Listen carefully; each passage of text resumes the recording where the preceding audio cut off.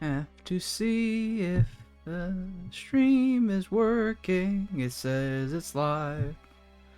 But where is the video? Where is the video? Are they lying to me? Are they lying to me? Where are you, video? Ugh. Twitch app is so bad. It's so bad. Show me the real. Don't lie to me.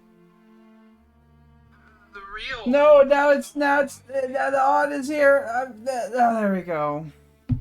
There we go. All right, we're here. We're gonna battle Jack the Ripper. Okay. I know a bit about Jack the Ripper in real, so maybe that'll help me a bit. Because I do have an interest in serial killers in real. And I've looked into some of the more famous ones. We're going to see if the game audio is any good. I turned the master volume way down. I had to take the mouse sensitivity and make it as high as possible. So that's going to be an interesting bit there. Let's get in there. Let's see this bitch. This is like 3 years after the previous one we played. In real time. In the name of my health and yours, Holmes, stop smoking so much. There is more fog in our apartment than in the street. There's smog out there, right, Watson, Victorian. but this evening is never ending, and I have nothing to do but make smoke rings. A more amusing pastime would suit better, but my doctor is against it. Perhaps a little tune on the violin. My heart is not in it tonight, Watson. Have you noticed how this cigarette burns? Would you not say it is like a life being consumed? Jesus, Sherlock. How many lives will end tonight in London? How many crimes will be committed within the life of a single cigarette? Ah, the vanity of existence. It is but complaints and smoke, the meagre panache of its sickly soul. The tobacco is giving you very somber thoughts. I am certain that this inactivity will not last. Sherlock's Let's going retire. full emo. You'll be in better humour tomorrow. Reason speaks. Let's to bed. Let's go to bed together, Watson. I like the little detail they had there, that cigarette bent in half when he was putting it out. Oh, Jesus, that's so stylized I can barely read it. Frogwares presents a new adventure of Sherlock Holmes. It's so sharp.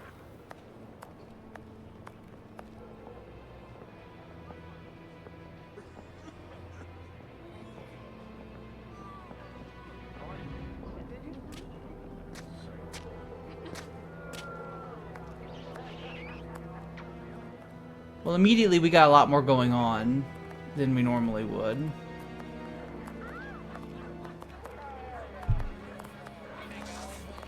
Which I appreciate. Welcome to Whitechapel! So the first thing you should know, right, if you look into any Jack the Ripper stuff, 80% of it's total bullshit. Like, total absolute bullshit. Just shit that the press made up at the time. So that's fun.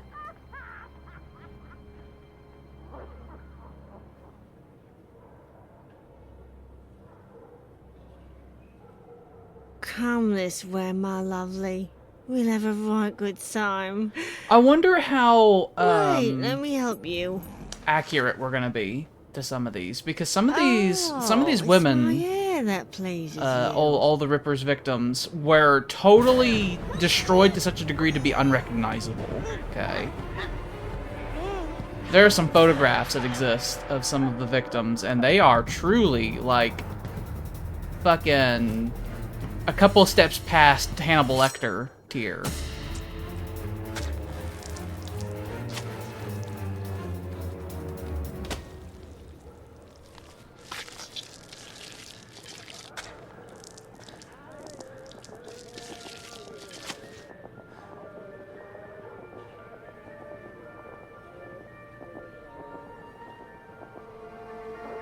That was quick.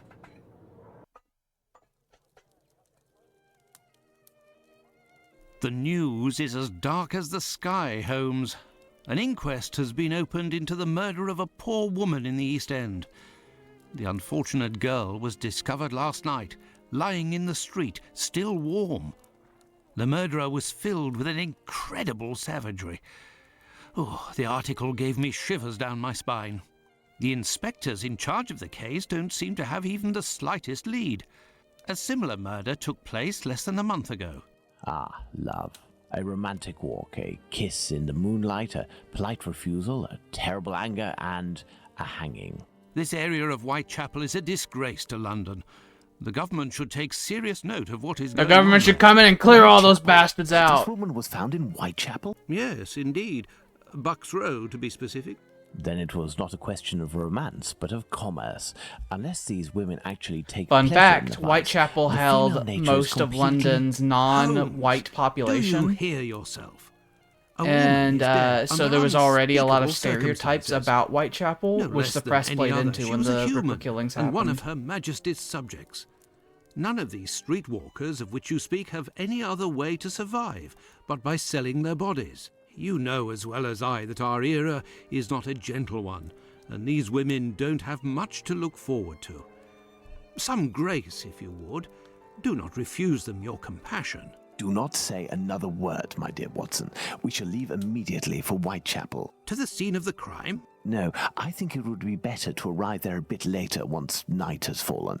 At the moment, the spot will be overrun by police officers and spectators.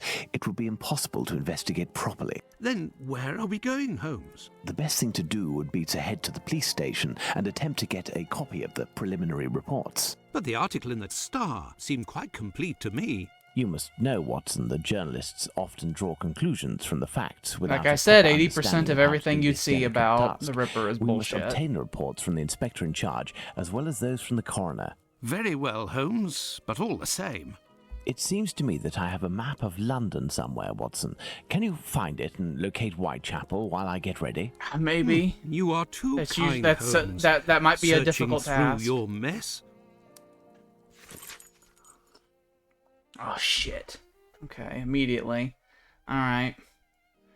Women lured to by streets to be butchered. The latest victim identified, opening the inquest. Great local excitement. Oh, exciting! The victim of the latest Whitechapel horror, a woman who was found yesterday morning in Bucks Row, completely disemboweled and with her head nearly gashed from her body. I didn't see none of that. Like, I could see the disemboweling maybe, but he didn't touch her neck. Well, he touched her neck with his hands.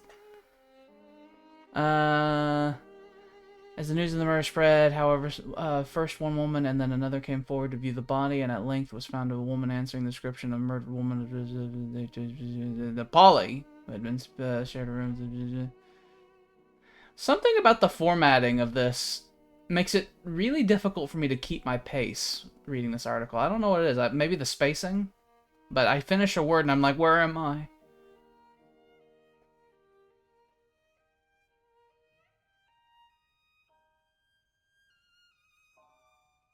What a jolly bonnet I've got now!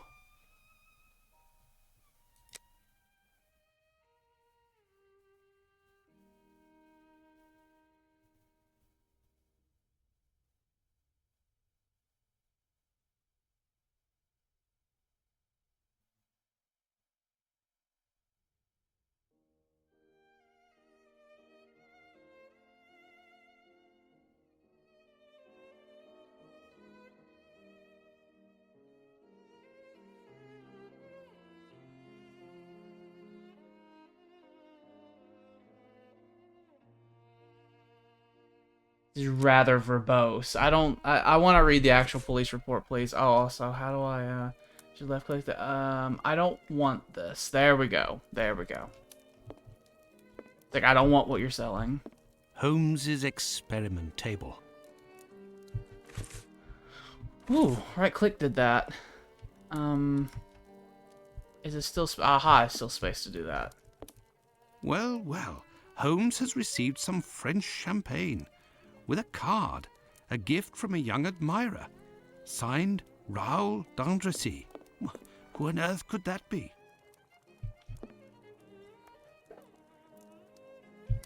I'm trying to see what the actual newspaper is.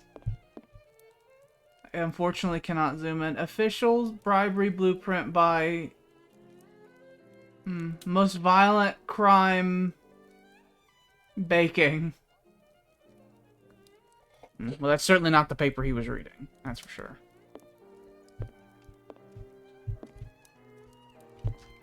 Oh, there's that map. Map of London. At last. Let's see. The district of Whitechapel. Oh. Oh. I found the map, Holmes, and I was able to Well, that's locate much the easier than Whitechapel normally the police first station. map bit gets. Congratulations, Watson. Come, the game is afoot. You can read the article to me on the way. We have arrived, Watson, in Whitechapel. Not very bright, and what cold. Ooh, a typical London morning. Dark and cold. Watson, let's find this police station. I control Sherlock Holmes. Oh, look at all this interaction. Look at that. This is like way busier than these streets usually are. Fun. Oh, nope. We don't want that.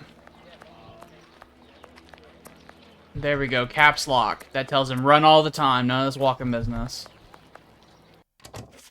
Well, this station isn't very well kept, I say. It's a local outpost, Watson. The daily tasks that confront these constables are not the easiest, and they are poorly paid. Look at those drawings. That one's pretty good. But some of these are just like man with hair. Gentlemen, welcome. Hello, I would like to speak with the Chief Inspector, if you please. Constable Humphreys here. I am the only one in at the moment. What do you want with the chief? My name is Sherlock Holmes. I am... Sherlock Holmes? The detective that I read about in the papers? Well, I'm a that's celebrity. A treat, that is. You come about the Buck Row case, have you? Indeed. We... Not at all. We were just passing by chance. You say that there was a crime recently. You don't know? You must be the only folk in London who haven't heard. It won't be long until you find the culprit, no doubt. Nothing is less certain. Suspects 0. Clues broke his neck. 0. It's not good saw for it. us, especially not He in snapped this his district. spine. Oh yeah, this is. Listen, this isn't what I came here for, but if I can be of service, in a confidential capacity, of course, if you can entrust me with a copy of the preliminary reports, I could study them and return later with my conclusions. Sherlock, maybe you're the killer. It's just that these are official documents. Now I think I about can't it. take a decision like that without the inspectors. The sooner we know the facts in the file, the sooner we can be of help, my friend. Say, if you are Sherlock Holmes, you can find anything, isn't that true? With your magnifying glass, footprints. My performances are often embellished by my biographer. Oh, good. Good. I will give you the reports, Oh, you but fuck. could you do me a small Did you favour lose first? something? During my rounds, I dropped a leather folder containing some papers. Nothing of importance, but it's a big mistake. I would go looking for it myself, but I am stuck here You on monster. duty. I must have lost it near the seedy Quid boarding pro house quo. not far from here.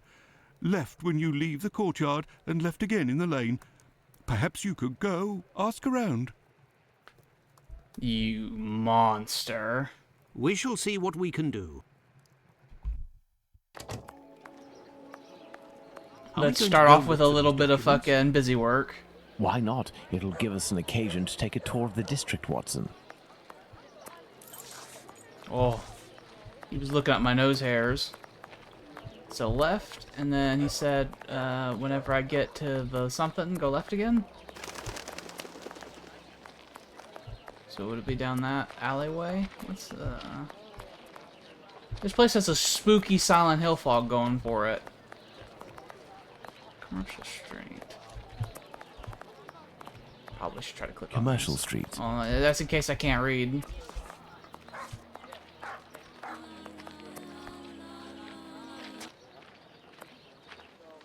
Don't ever do that again. You. Pardon me, but can you give me some information? If it's to file a complaint, you should go to the station. That's not what I was. Okay. Look at that cape, though. Can we bring back capes? I see no reason why we shouldn't. They're good in the rainstorms. They look fantastic. Let's bring back capes. Capes and cloaks. I think it's a perfectly acceptable attire to have. You. Good Ah, day, you seemed sir. interesting. You wouldn't happen to have seen a leather folder on the ground around here, would you? Good day, gentlemen. Finley, caretaker of this building. Here to serve. And yes, less than an hour ago. But some of the local urchins Goddamn picked it up, and urchins. God only knows where it might be now. Shoved up That's some fucking unfortunate. junkie's His ass. police bag contained documents that the local police will miss. Your inspectors? Not at all. I am Dr. Watson, and this is Sherlock Holmes, the detective. Sherlock Holmes, the great detective.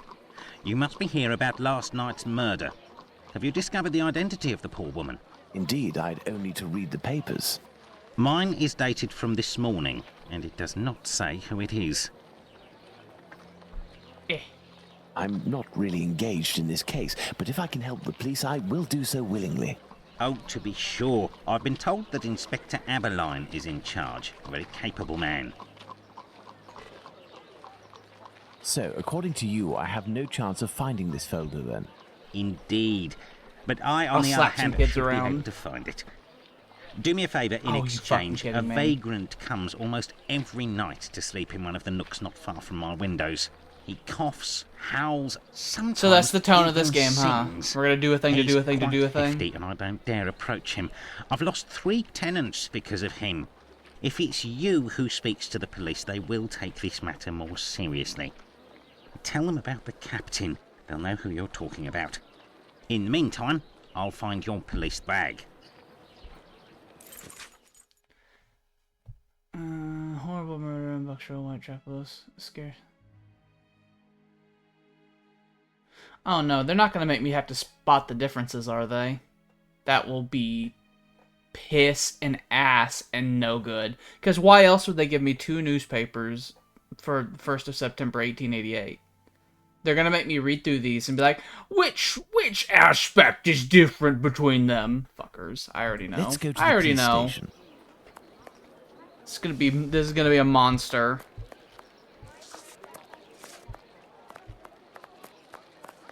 Bastards. I'm gonna throw a preliminary bastard in there.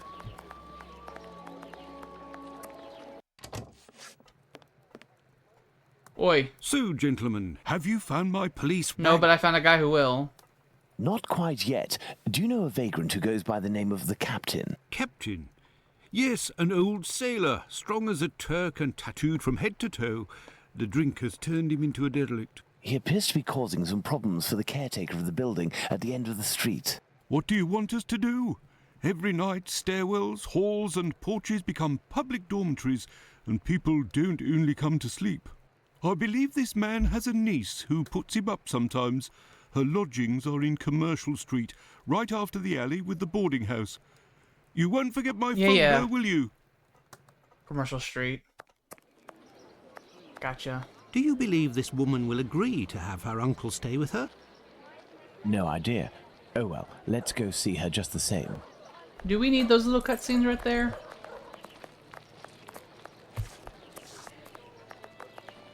Commercial Street, which was right here. Yes, it was.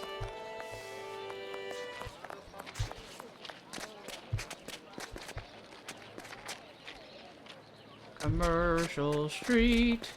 Are you her? Pardon Oi. me, but can you give me some No. information? If you're looking for a princess, No. No, you get away from me, monster. Is this not Commercial Street? Is this Commercial Street? Ooh, excuse me? There. This is Oh, where the yeah, this niece is of the Commercial Captain Street. must live. Ahoy there! Good day, miss. Would you happen to be the niece of the man known as the Captain? oh, yes, that would be me. What has he done this time? He isn't... Oh my god, I'm on my way. What do you think? What do you think? I'm about to say. Miss, we have come to ask if you could have your uncle come live with you. He sleeps under the windows of a boarding house, causes the caretaker no end of problems. I know. I've lodged him for a while, and he was the same here. My landlord made me kick him out. I'm ashamed, you know. I never should have, given the state of his health. He coughs day and night. There might be a way to calm his cough, I am a doctor. I could examine him. You went to see a doctor at the clinic, but the medicine costs too much. I can hardly pay my rent. We will see to it. Where might your uncle be found? I don't know. Nothing some money He can must be in the fix. vicinity, but I don't know exactly where. We will find him. Holmes, this is serious. Find an alcoholic in Whitechapel? A needle in a haystack would be easier. Come, dear doctor. We have let's trust a- to our we lucky have a star. description of him. Moreover, we also have our informers, remember? Are you referring to those brats to whom you are always giving charity? Exactly. Sailor, strong as a secret Turk, tattooed police. from head to toe. Some of them must surely roam in this area. It suffices to find them.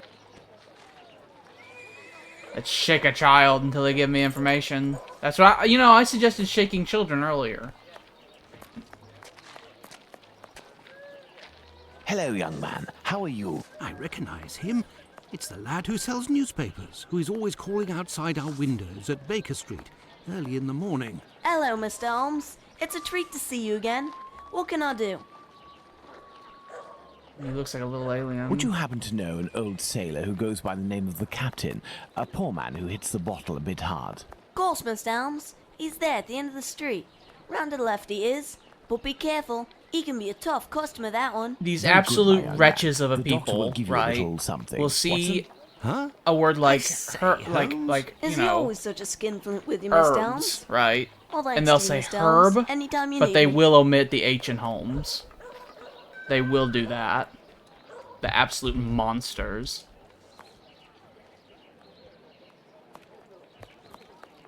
What did he say?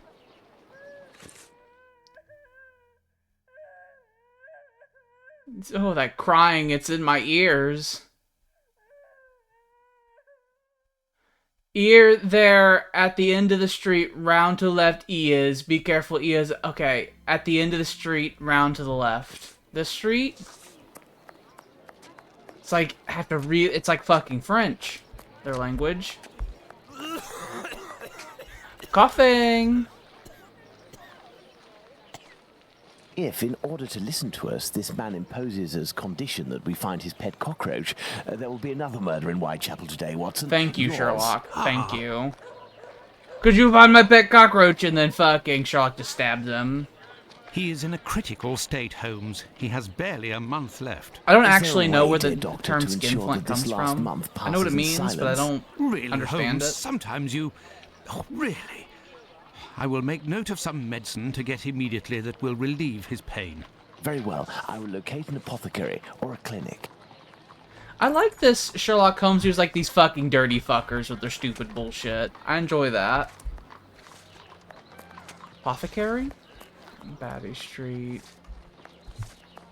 Yeah, so this is Batty Street. Apothecarian.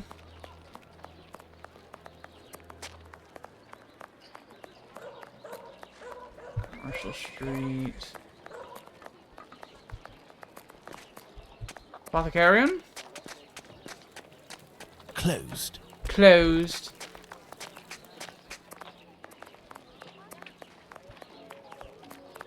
Let me go down this dark alleyway for an apothecary.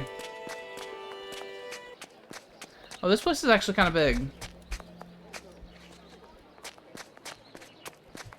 Oh my, it just keeps going. Apothecary. I'm gonna get like totally lost, aren't I? I won't be able to find my way back. Whitechapel Street. St. Mary's Whitechapel Church worships on the Bible Fellowship. Flowers! Oh, it's a shoe shine. I thought he had a sack full of coal. He was just munching on them like apples. This building is a clinic. I did it! Dispensary. Oh, I see.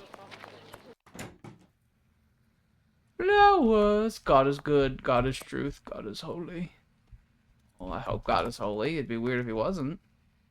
Good day, sir. Dr. Gibbons. You aren't from around these parts. Indeed, Doctor. It is for someone from your neighbourhood that I am here, though. His doctor asked that I acquire some medicine on his behalf. I have the note here. Dr. Watson? Not from round here neither. This medication is quite dear. Certain documents are necessary to obtain them Are for you free. fucking kidding me? I don't have it. You'll have to accept my spare change. Will it be enough? Enough to relieve your patient for a month. Would you like me to make this prescription available after that time? According to Dr. Watson, that won't be necessary. The possibility of a recovery? A definitive one, yes. There, sir. Thank you. I like how his pocket change is enough to buy medicine for a month. It's rather quiet here. An unusual chain of events. The majority of the people hereabouts went out last night to see the great fire at the warehouse. The patients that I was minding and my staff were no exception. The former were dramatically healed, and the latter ended up sick. And with the murder last night, most of the people who weren't working wandered over to the scene of the crime. Their little aches and pains will wait until tonight or tomorrow. A squalid murder, it would seem. Just like what this area has become. I see. My thanks, Doctor. Not at all. Let's leave this place immediately. I wasn't allowed to run inside the clinic. Interesting. You can hear Sherlock's high heels clanking off the ground.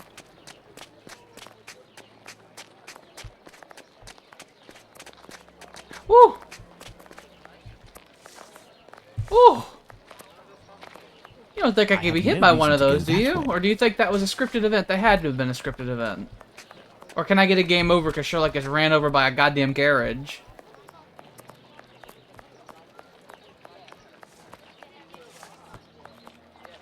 Well, I will give them marks up for the general environment. They definitely took a lot more time making it than they normally did. I mean, compare this to, say, New Orleans from a couple games ago, where New Orleans was just, like, a barren, empty land.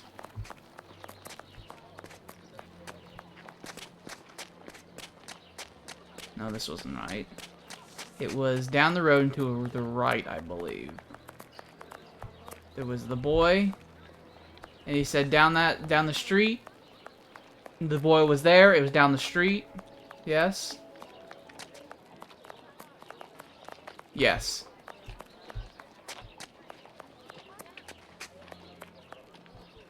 Find the medicine, Holmes. Oh, We you must make bastards! We're haste. gonna do this, huh? You. I like that. That's right Here click. is the It's right click to medication, do Watson. that. Is our man movable? He should be able to stand in a few minutes and will no longer be suffering from his cough before long. Consider the affair resolved. Accompany him to his niece's while I return to the boarding house, and then join me at the police station.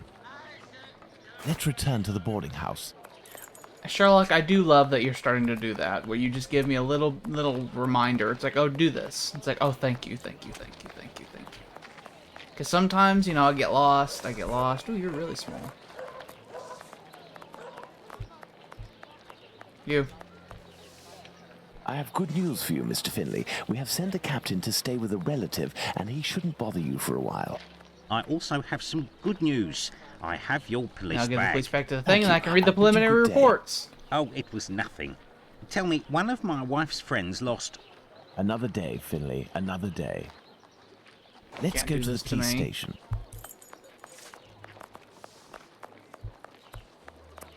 I don't think this is right. No, this isn't right. I think it's further down this way.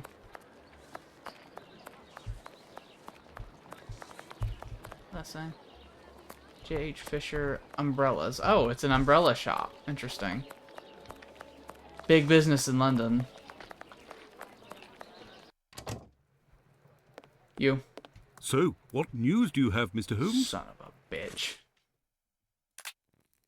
I like these little, they've emprettied this menu quite a bit.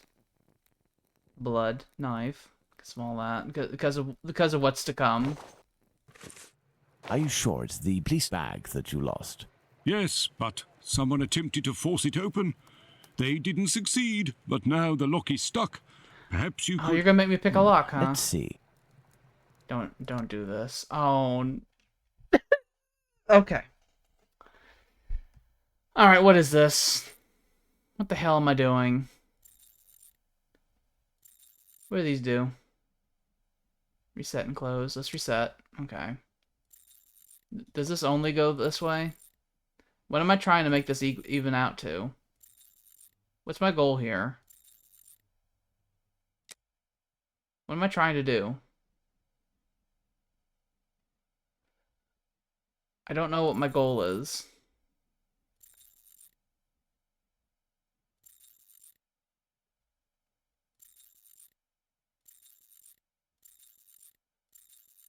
Is it just to be 1, 2, 3, 4, 5, 6, all that?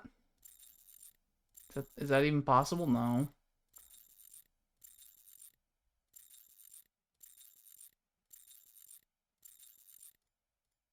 Okay, so is it like...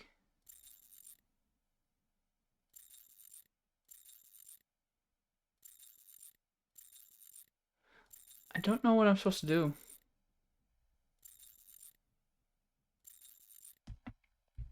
Right. Hints. Last time there was hints. Let's hope there are still hints. I don't see any option for hints. They may have taken those away from us. Those don't contain any of them. They're meant to be expounded upon the facts already stated. Map of London, Whitechapel. Oh. And they have a dedicated button for that now. Right, no hints. Fantastic. What am I supposed to do here? I'm sure I could figure this out, but I don't know what the goal is. Why would you do this to me? Fucking, these are obvious screws. Just unscrew them.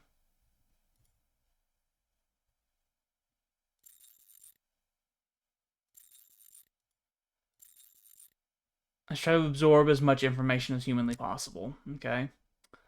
So.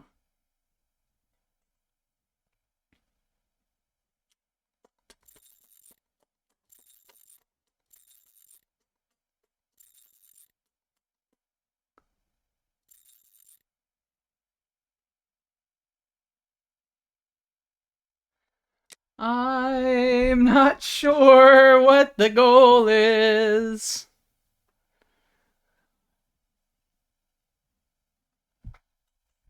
Okay, here's what we're gonna do.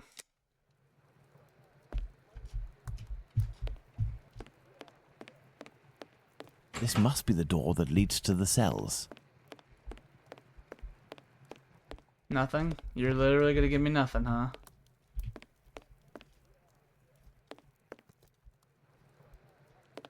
So, what news do you have, Mr. Holmes? You're not gonna tell me nothing?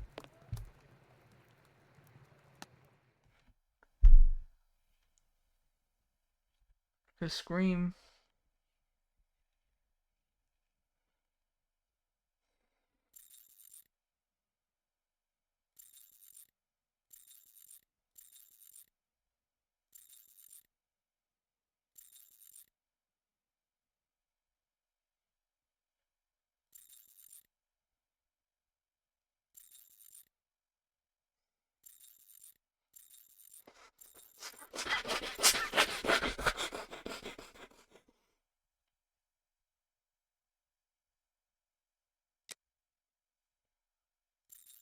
Okay, what possibilities do we have? What a cheap thing to do. I'm looking it up. What an absolute cheap thing to do, to give a puzzle and give no guidance as to what the goal is. So this is gonna be a piece of shit. Okay. They've shown their hand very early on.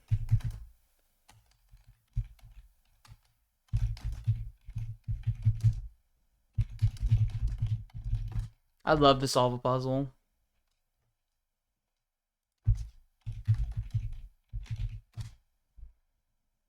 Like, truly, like, how fucking dare you do such a thing as to have a puzzle where the goal is not stated at all. Just give you a thing like, here, there you go. It's so obvious.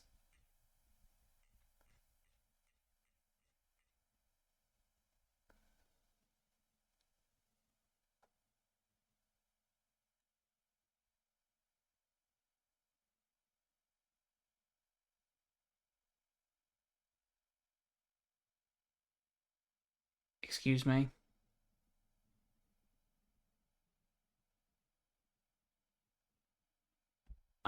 Excuse me? One, two. Okay. Okay. People.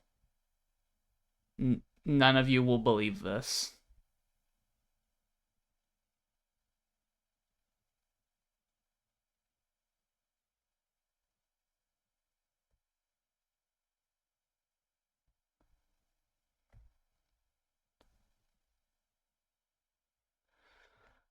You won't believe this.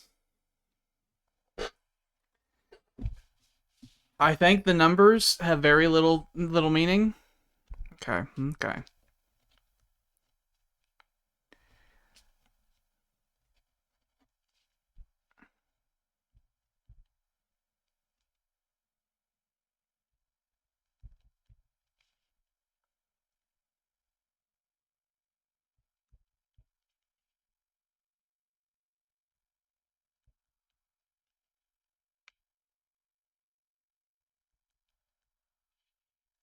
So there's no math going on here. It's literally an order thing. You have to hit them in order. And I, for the dickens of me, have no clue how you would possibly see the order. Okay. Alright.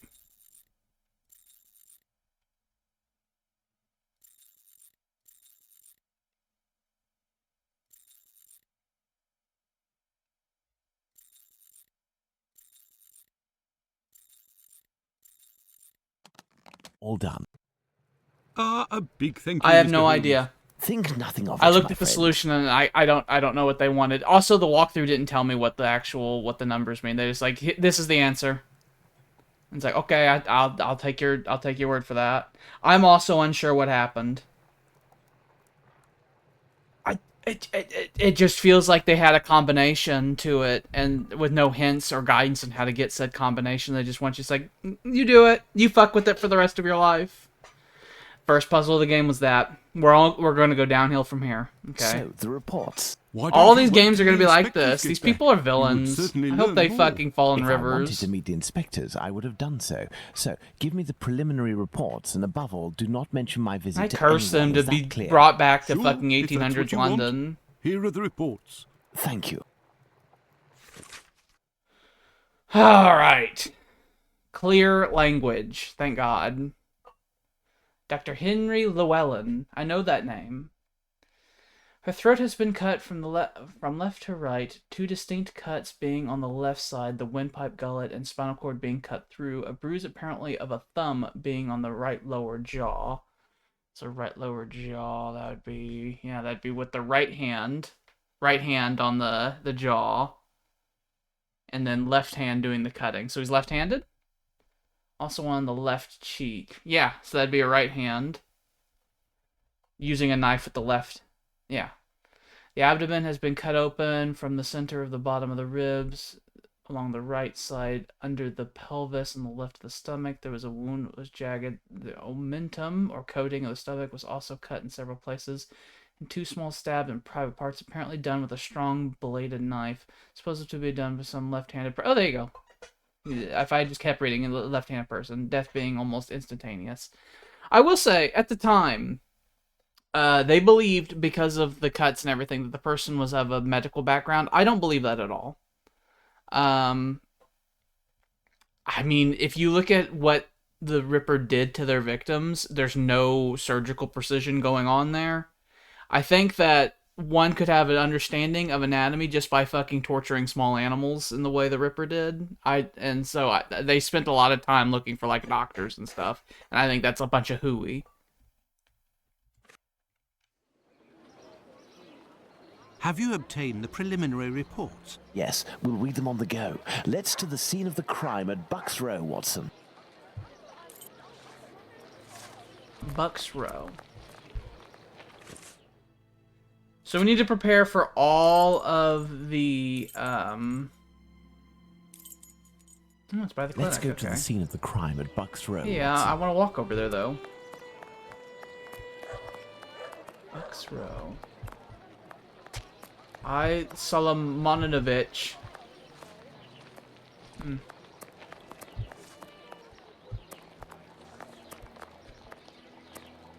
The noted house for paper bags. For all your paper bag needs.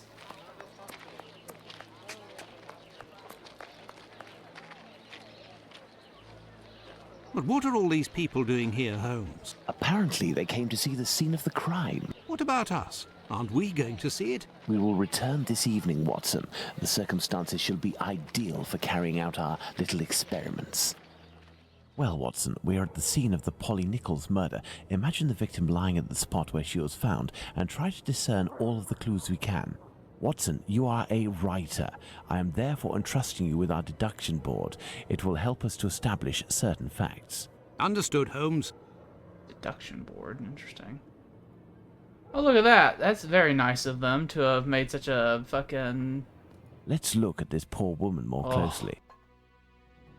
Have we done this? Oh, I bet you we did this for censorship purposes. We don't want to show the actual body, so we've done this.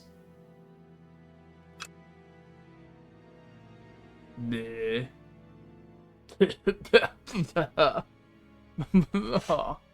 She is, I will tell you right now, she's remarkably well intact for a Ripper victim. There's a bruise on the left cheek. There's a bruise at the level of the right maxilla. Ooh, what the hell am I... Ooh. Excuse me? Ooh.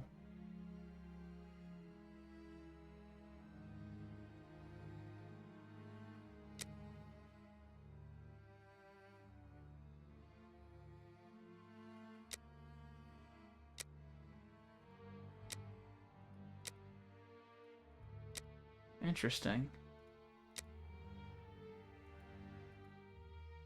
How do I... Oh.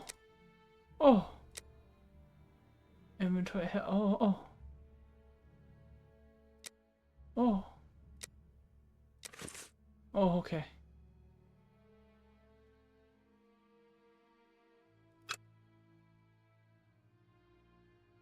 The throat was slit from left to right. There are 2 incisions.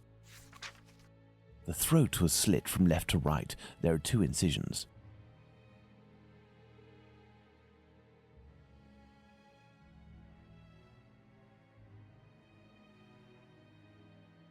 A small pool of blood, 6 inches in diameter.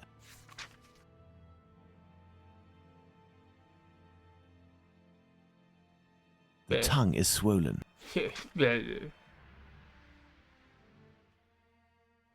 How do I go to that funny board? Where was the funny board? Let's look at this poor woman more closely. I want to fucking look at down here. The body was lying on its back, legs straight and slightly apart. The skirt had been lifted up to the middle of the body. The left hand was touching the barn door.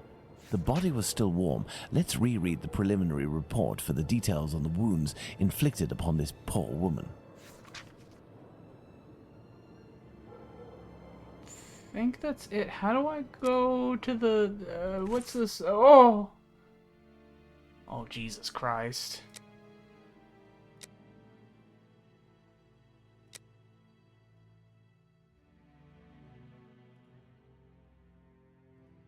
How would I know this? I personally wouldn't know the tongue being bloated meaning one thing or another.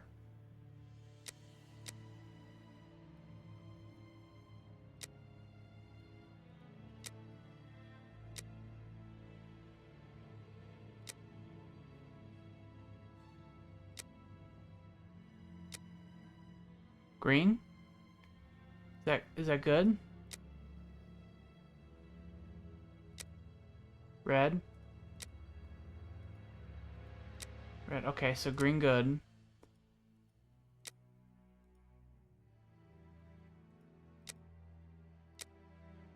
Why does this not... this user interface is terrible.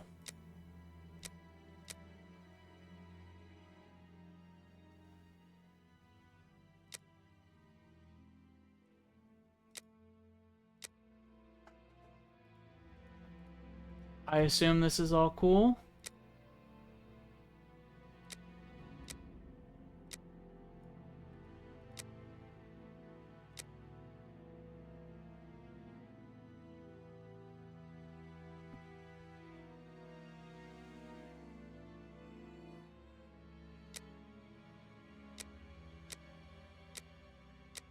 Is there a way for me to confirm something?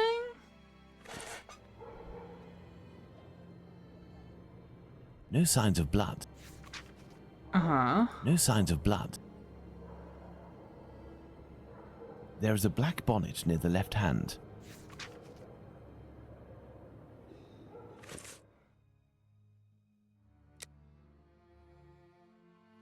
Why is this in 2 pages as well? That's no good.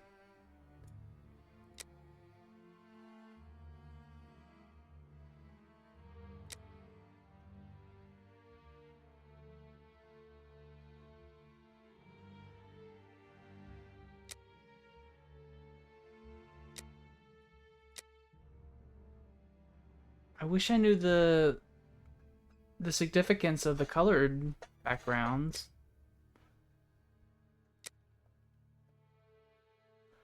Huh. No marks on the ground. The ground is muddy.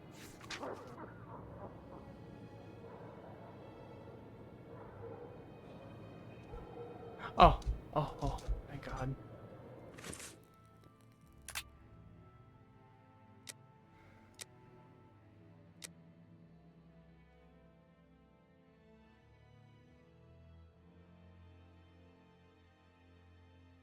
How would mud? What did he say about them? What did he say about them?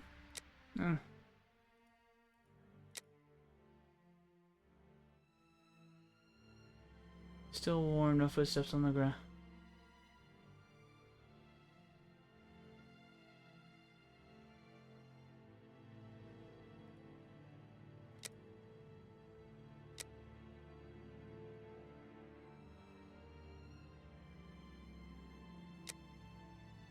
Premises.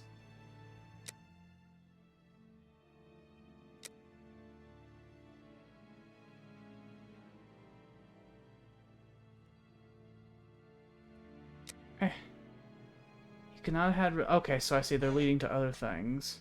So gather all the information possible first and then fill them out, because otherwise it's a confusing, horrible mess.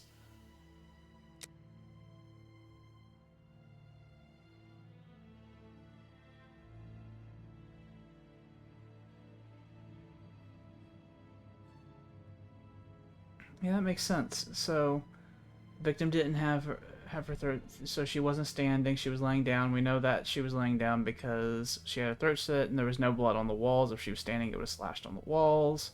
There was little blood. The blood didn't flow in strong spurts. There's damp to the ground, so they could not have had relations on the ground. I don't understand that. I guess he said there was no marks, so if they had relations on the ground and it was muddy, then we would have seen it. So she was on the ground whenever the already dead when her throat was slit.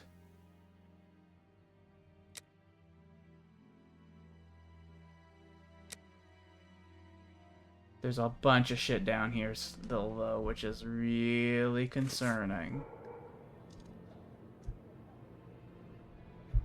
Let's look at this poor woman. A small pool of blood, 6 inches in diameter. Now I get to find out what they want me to click. The throat was slit from...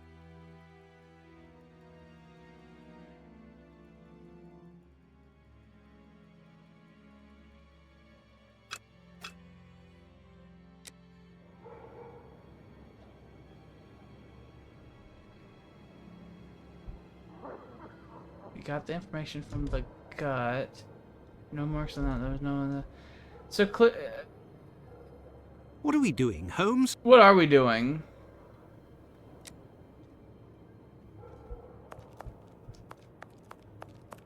There is only one streetlight lit on this street, Watson, and this spot is particularly poorly lit.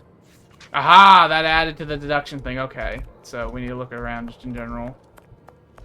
Bucks Row.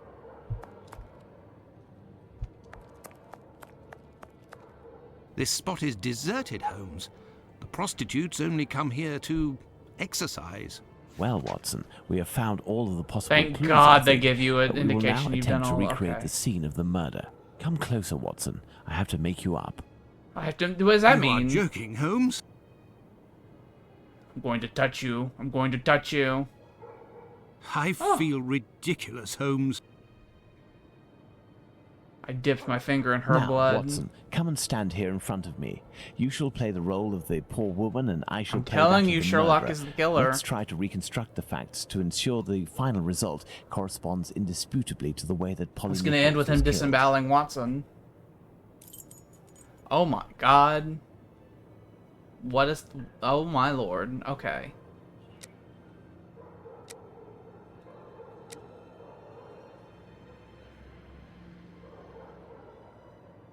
Oh, CSI.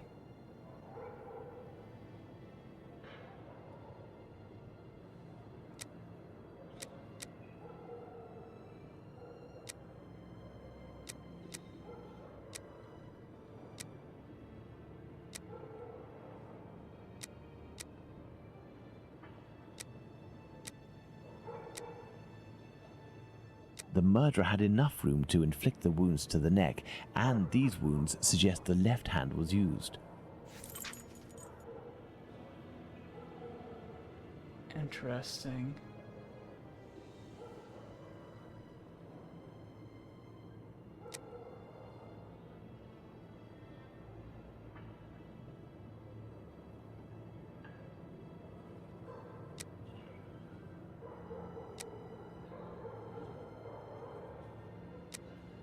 This position is unlikely.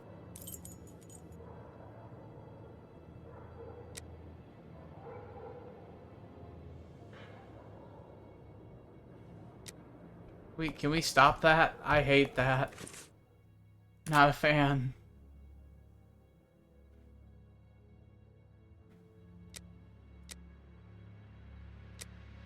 Oh my dear.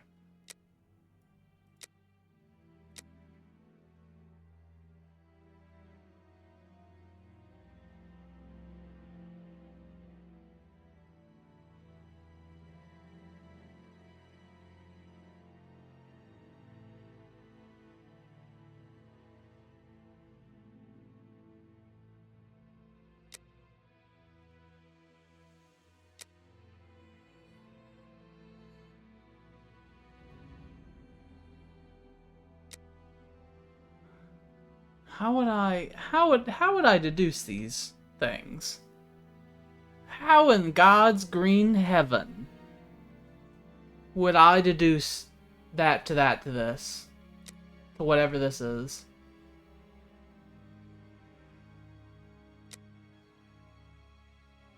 How a black bonnet near the left hand, poor lit street. Prostitutes go on that the victim was holding her bonnet in her hand at the time of the murder. The victim wasn't afraid. How would I get to she was holding the bonnet to the victim wasn't afraid? Out of those options. And clearly it's correct because it's green. But how the hell? Weird. Oh, we got more. Do I have to roleplay with him some more? Yes.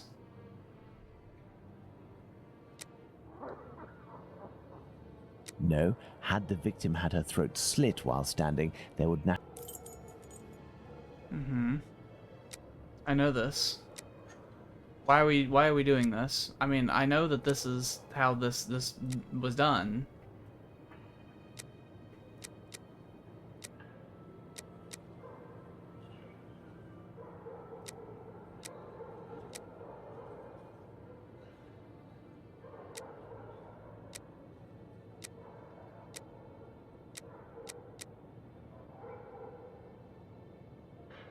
This position is unlikely.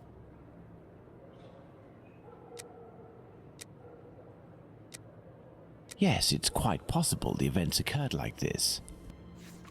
There we go. Just had to get the that done.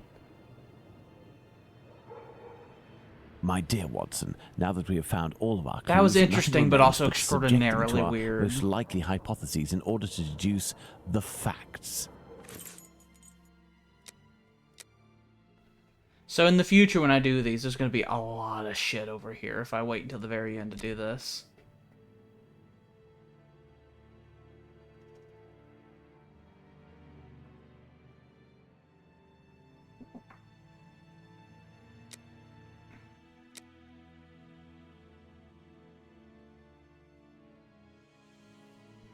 It was, No, he used his right hand. Hold on, I didn't mean it. I didn't mean it. Hold on. They won't let me. There we go. Because it was, she had bruising on her left cheek and the right chin. So it would have been the right hand.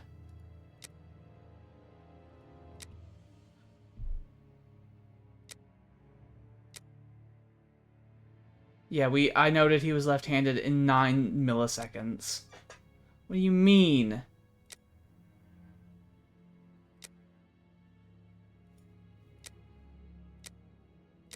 Two knives?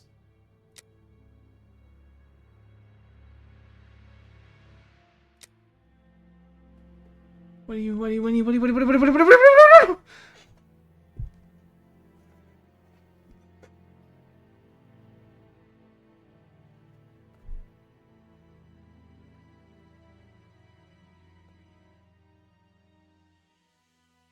Throat was slit from left to right. That would require right hand slit.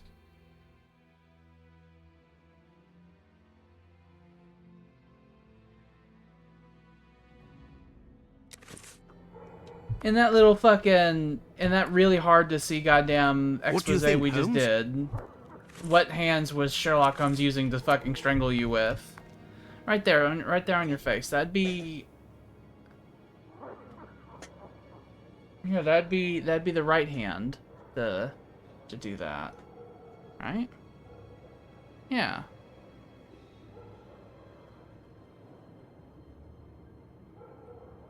Because thumb would be pressed against... No? Thumb would be pressed against that. So that'd be the left hand with the right hand strangling. Left hand grasping at that and the right hand strangling.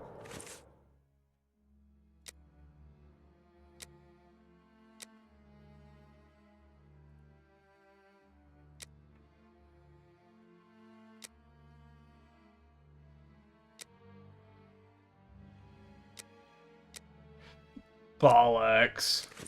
Oh, I see. Was most probably dead before being laid down. We can't tell what Once hand the in heart this. stopped, gravity drained the body slowly. Because the strangling was with one hand and the slitting was the other. Thank you, Holmes. I understand Ambidextrous? why you told me not to change clothes. Do you realize that our behavior didn't alarm anyone? The victim's ordeal was even more discreet. By acting in silence, we have confirmed something. I'm not a fan of the crime UI definitely that took we've place had. here. The victim and her murderer were able to come here without making any noise, and afterwards the murder took place without the slightest cry being uttered. Come, Watson, let's go home. We have spent far too long in this sinister alley. And so, my dear Watson, the day and night which we passed in Whitechapel were enlightening, weren't they? An adventure that I most certainly will never relate. To be in the skin of that poor woman. I prefer not to speak of it further. But have we really learned anything about the murderer? Obviously a man, given the necessary strength. We have little to go on, at least no more than the police. But in my opinion, Inspector Aberline has a trick or two up his sleeve. No, I want to talk about the facts and what we can draw from them. We know where the crime was committed and under what conditions. I would like to ask you about the possible motives for the crime. According to you, Watson, what could have pushed the murderer to act in such a way? Don't do it. Oh, thank God. I thought it was going to be the text.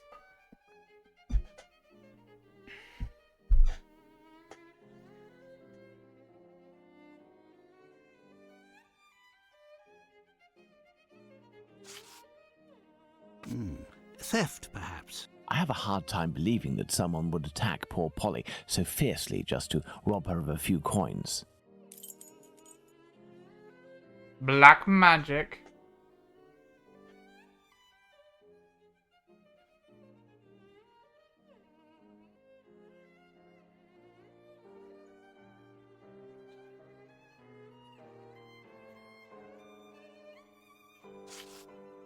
Black magic? I'm not terribly interested in the occult or black magic. Let's give the benefit of the doubt to this motive.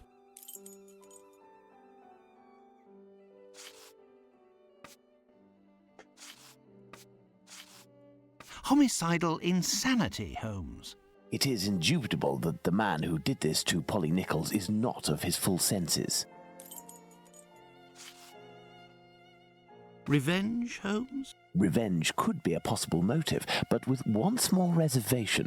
We have reason to believe that the victim considered her murderer to be a typical client. A personal drama? Love can certainly lead to many a drama, but we have to consider the fact that the victim didn't know her attacker.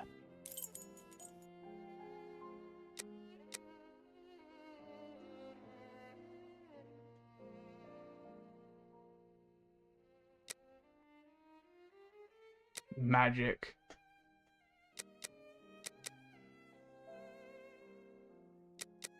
How would I... Elementary. Oh, Very well, okay. Watson. Just do it until I it's think that okay. we've exhausted the topic. Take a rest and we'll I speak thought there was again going to be a later. confirm button or something.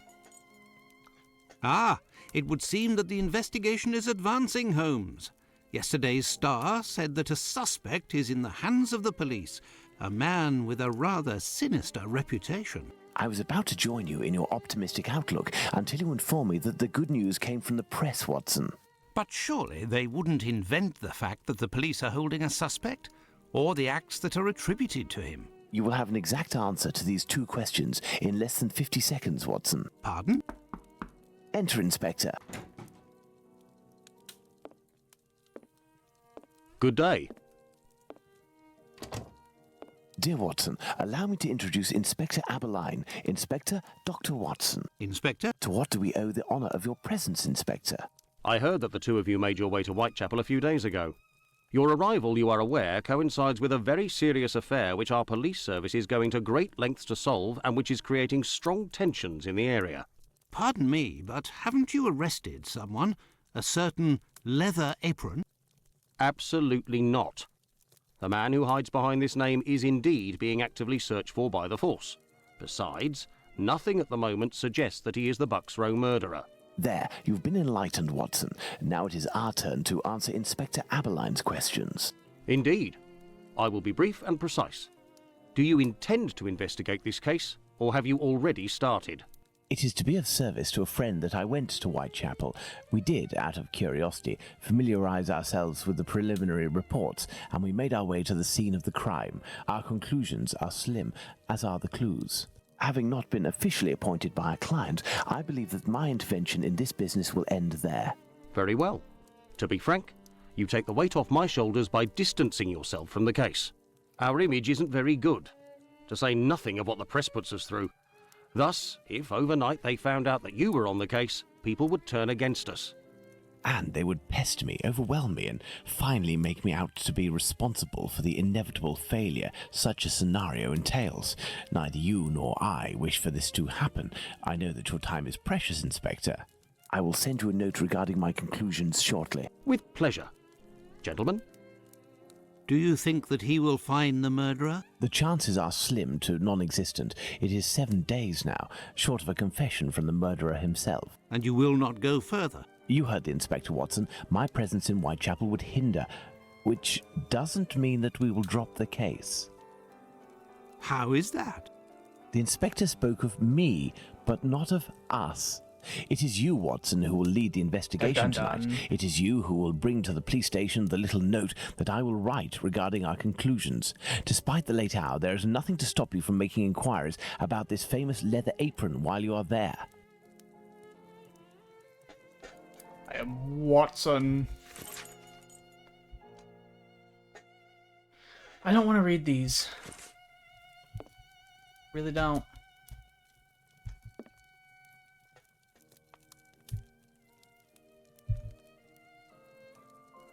Oh, why is the text like backwards?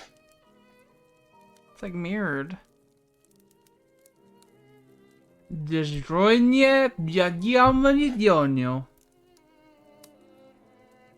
Yeah, no idea.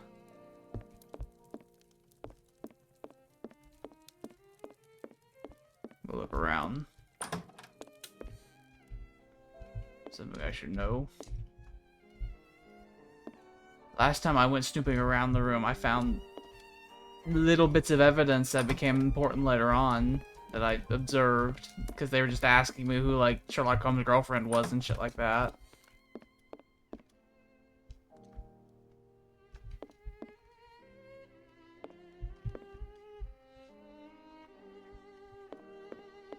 Nothing. Alright. I see we're not even allowed to travel along Baker Street anymore. So we're going to the police station, I believe, to turn in the Well, if I follow conclusions. Holmes's instructions, then to begin my investigation into this leather apron, I must first head to the police station. As I shall.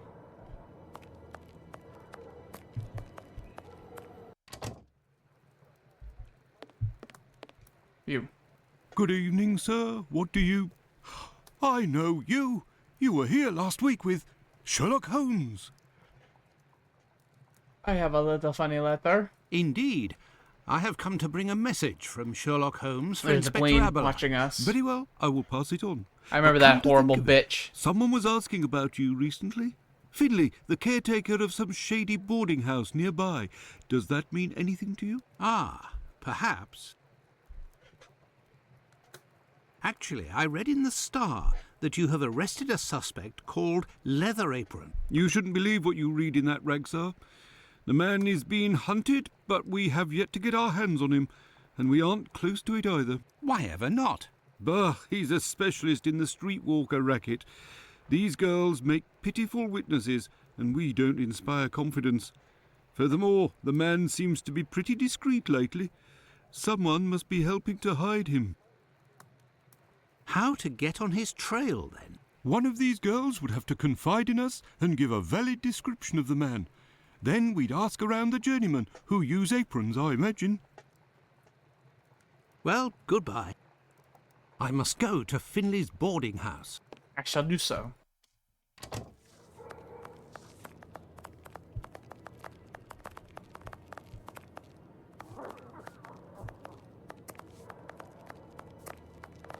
Oh. It's like Bloodborne.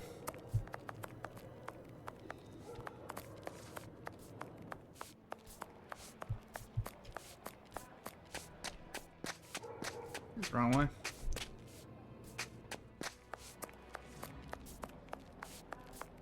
You. Good evening, Finley. Oh, good evening, sir. Aren't you the gentleman who was with the great detective the other time? That is indeed me, Dr. Watson. Tell me, Finley, I was told that you were looking for us at the police station. Indeed, I wanted to thank you for last time, you know. That vagrant has never set foot round mine again. I even found a tenant, one who pays his rent, I mean.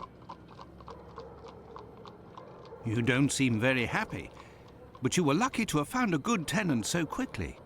It's just that this man is very strange. He paid several days in advance and I gave him a key to the place. Since then, he goes out every night and returns at ungodly hours.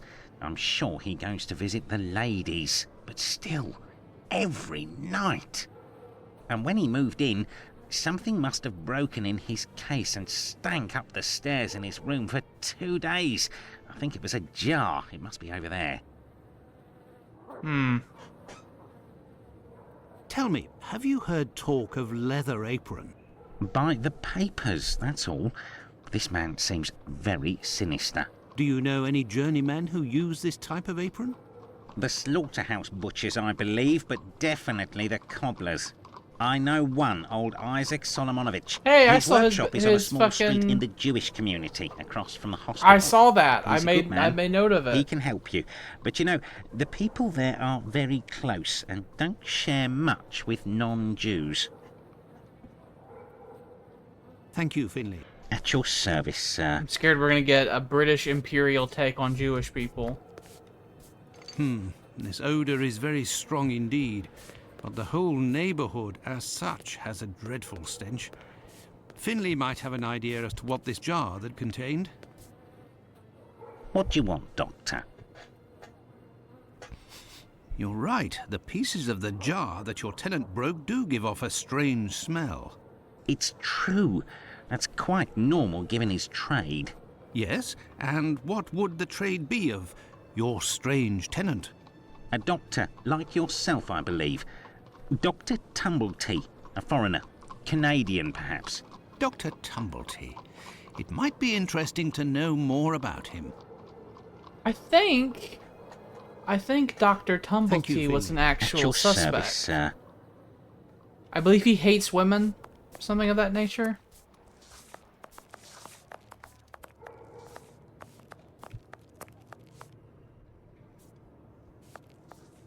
Let's head towards the clinic, and then from there I'll find what's his name's business. I'll find old Solomon's business.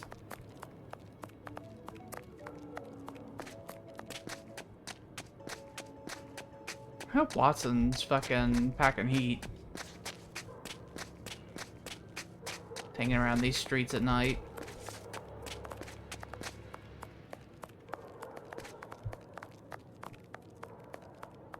There's so many figures that I would describe as toe around here.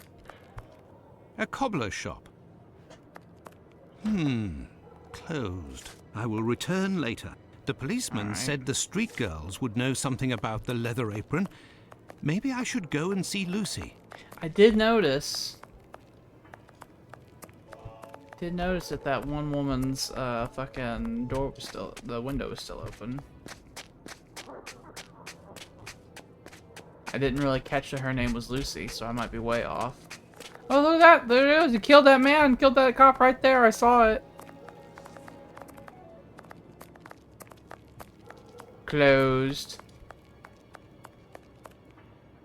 Oh, it's you. I'm coming. She does nothing but Dr. watch out her Watson, window how are you? all day. Well, and yourself? And how's your uncle? Well, he sleeps a lot, but he doesn't seem to be suffering. Your medicine has worked wonders. Thank you again. It was the least I could do. I have come to see you about a certain leather apron. Have you heard of him? Oh, yes, of course. Terrible things are said about that man. Have you ever come across him? Goodness gracious, no.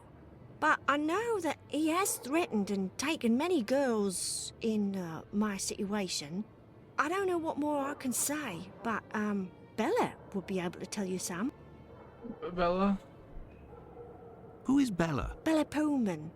She's the landlady of the place where I could take you there if you like. Please do. It's me. It's Lucy. This gentleman would like to speak to Bella. It's the doctor who helped me. I must leave to return to my uncle. Thanks again. He's going to a whorehouse. Hi. Out of the way, I don't like the look of you. Oh, what a voice. Out of the way, I don't like the look of you. Oh, what a voice. What such toeish features. What an amazing man. And with a bowler hat, no less. Let me just think, I just want to get out some fucking calipers and like fucking measure a skull. Out of the way, I don't like the look of you. My god, he's a Looney Tune.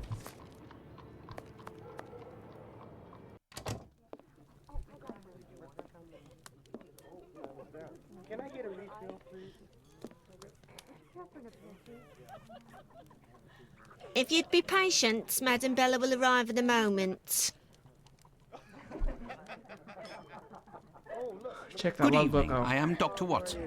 It is young Lucy who told me to Now come this see you. woman looks suspiciously familiar. So you're the good Samaritan who saved her uncle without asking This for is the anything same in model that they return. used for that And lady now in you've New come Orleans. to see me, no doubt, to explain that the poor little Who is thing also a doesn't madam. belong here, and you will see to her future. Well, if you expect me to let her leave with you. It's not that, ma'am. You should know I am a married man. And why should that matter? Yeah, I like her jewels on her hands. That one's melding to her flesh, though. That one right there. These ones stand out, though.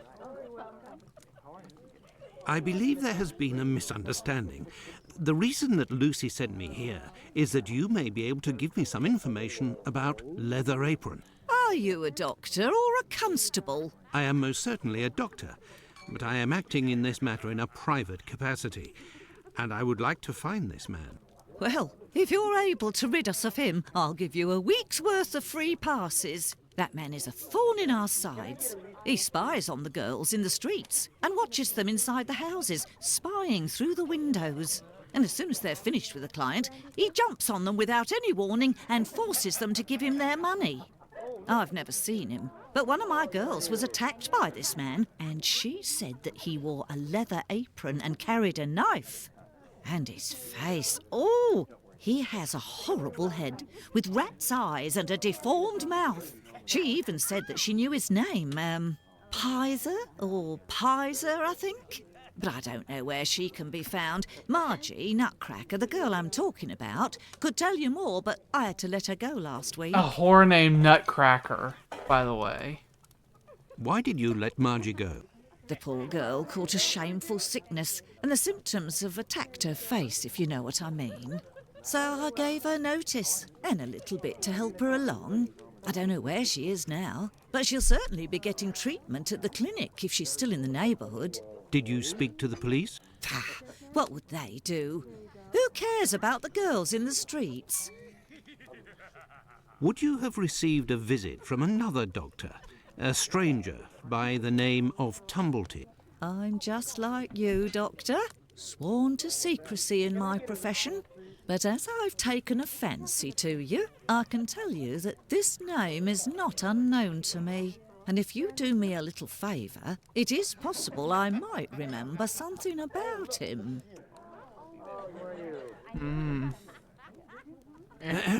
What kind of favour must I do for you? You see that man over there? He's a rich artist, a painter, a regular client round here. Well, yesterday, he came and left his cane in the umbrella stand in the hall before going into one of the rooms.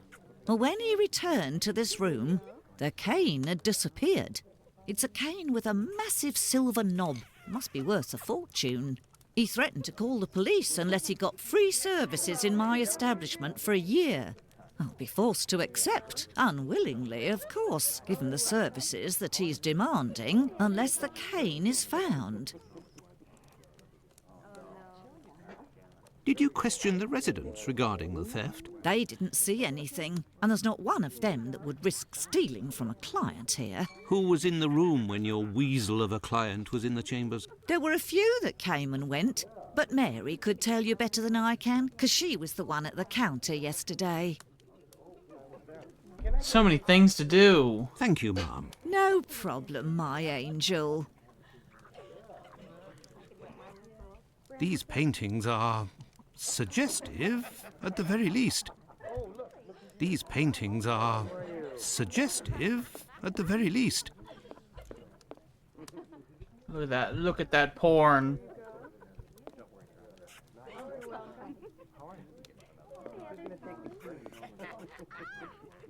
What happened to this rug? Oh, it's when we got a coal yesterday. I asked the young man to fill the pail. Came back to put it down, but his feet were covered in soot and he made a black print. Madam Bella said it was my fault and I got a shilling's penalty. I also have to clean the print and it's no picnic. He has immense feet, that boy. His big, stupid, smelly feet destroyed the carpet. I heard that there was a theft yesterday.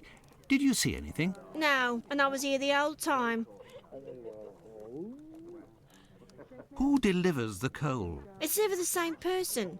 I've never seen that lad before. Do you always keep an eye on the coat stand? Oh, yes. Well, when the coal delivery came, a client came out of the chambers and stopped me from seeing the boy who brought the bucket of coal. You don't think he would have taken advantage? Until next time, miss. With pleasure, sir.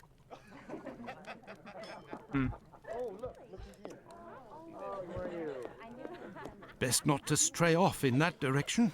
I might see sin.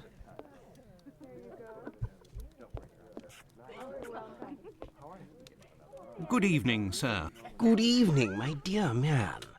I was led to believe that you're a doctor. None of the residents of this establishment are among my patients, sir. Oh, you're not here as a doctor, but as a man, then. I understand. This is my kind of place, too. It's in these houses in Whitechapel that you find the girls that are the most natural and definitely the most docile. Your way of speaking about these women is not that of a gentleman, sir. You, sir, are no gentleman. I heard that you were the victim of a robbery here. Oh, I'm not complaining. The loss of that walking stick will certainly bring me a very pleasant compensation. What does your cane look like? The stick is ebony, about 35 inches long. The round knob is made from chiseled silver with a ring around the middle of the same workmanship, just like the tip, for that matter. If you find it, don't tell a soul. Keep it for yourself. Got it? Well, goodbye, sir. Goodbye, or until next time.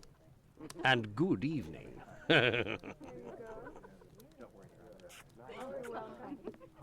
Kissy, kissy. Yes, Dr. Watson?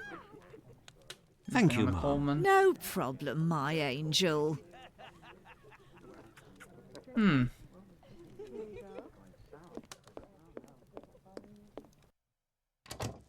Okay. So maybe I need to investigate the Coleman. Hell. Out of the way, I don't like the look of you. Hilarious. Oh, look at that ghoul. Ooh, you're a ghoul.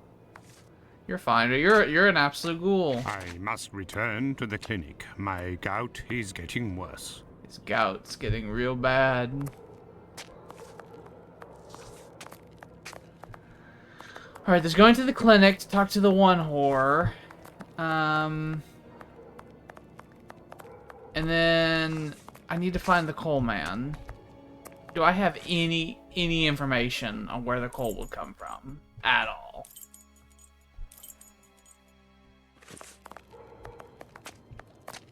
I don't think I do.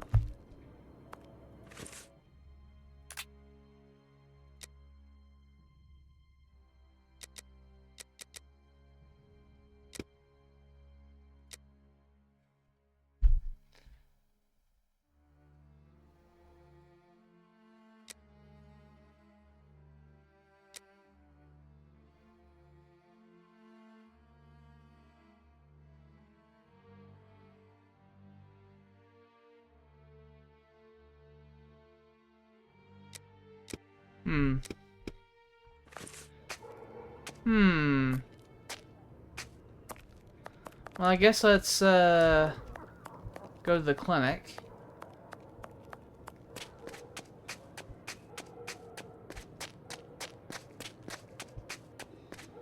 I don't know if Joffrey, but I know that the Watson's voiced by Kevin Brighton, I think is his name. He also did he was also the narrator in the Stanley Parable. That's some old information I had stored away in my mind.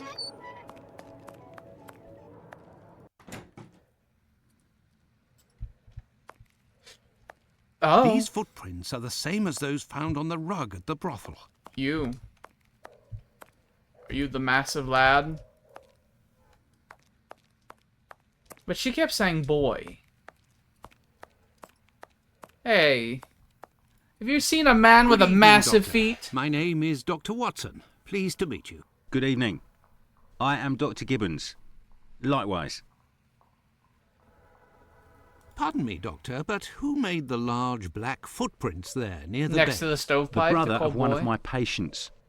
The poor thing had a leg amputated after colliding with a carriage. Those We arranged to carriages, find her okay. a prosthesis. Prostheses are very expensive. How did this man pay? He told me that one of his uncles gave him a walking stick with a Ah, there you chiseled go. silver knob.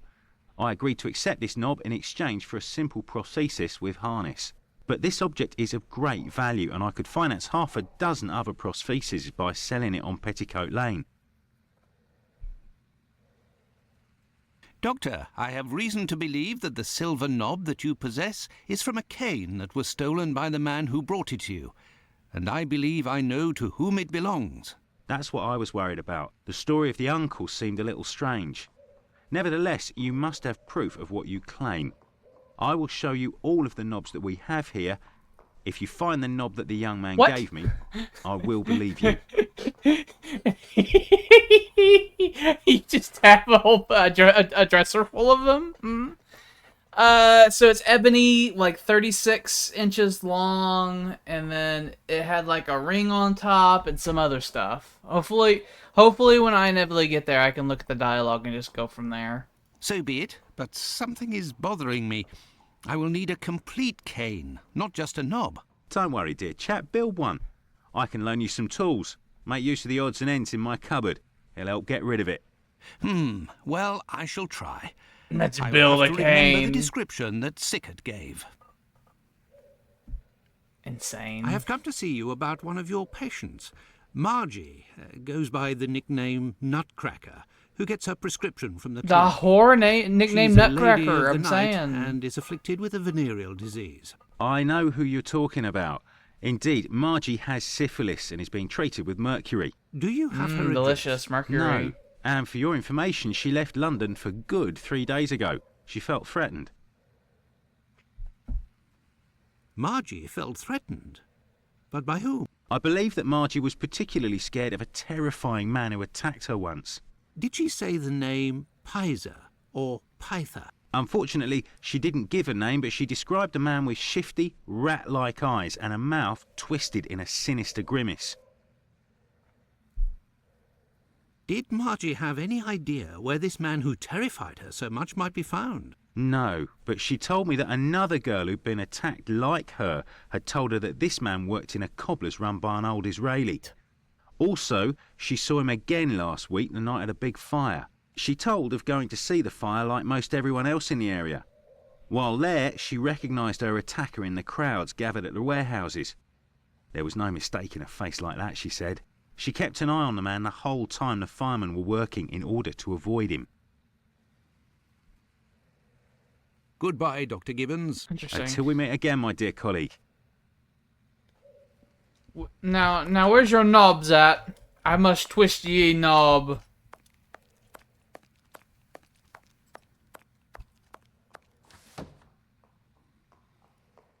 Oh. Interesting.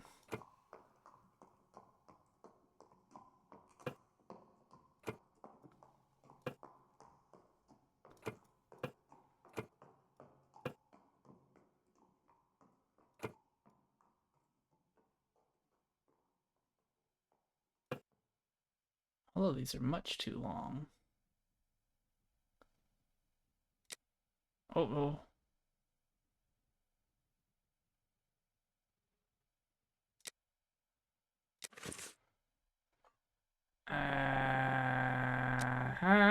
Where was he? You.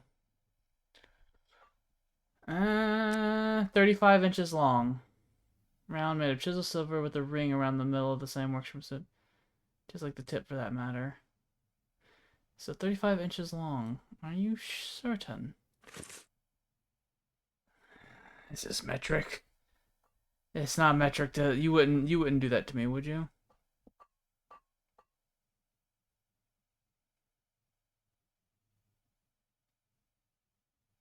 Is this chiseled silver?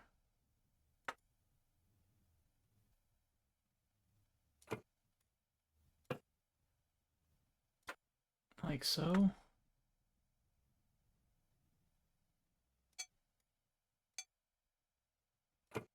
Is this the cane? I don't know how I would know the middle part because they didn't say. Click on the inventory.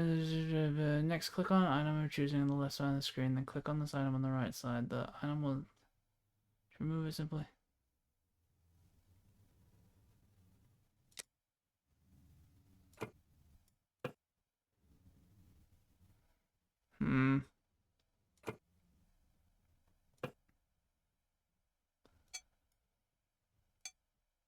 I'm dreadfully confused about the sizing.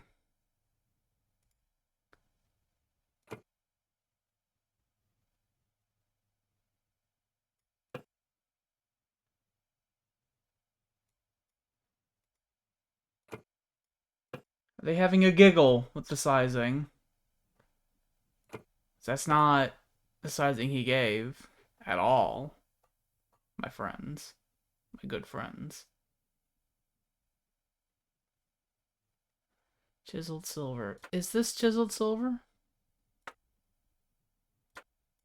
What, pray tell, does chiseled silver look like? And how would I... let me look at his dialogue again.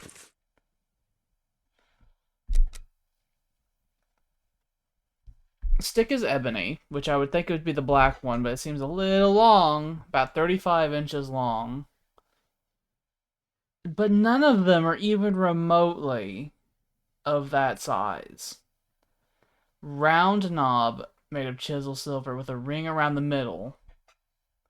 You mean a ring around the knob? Or do all of them have rings on them? You bastard.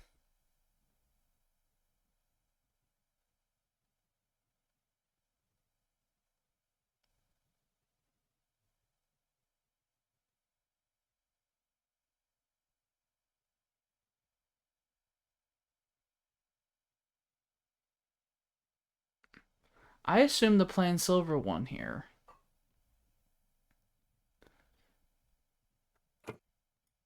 That is black ebony, okay.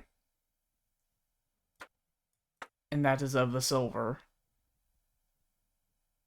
And it said that the ring is of the same making as well as the tip. Like that? You like that? But would this be a situation where they'd say, "Oh, it's done," or surely they would say, "Oh, it's done"? You've given me a terribly vague description.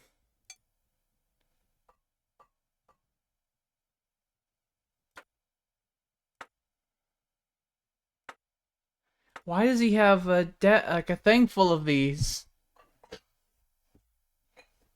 Horrible.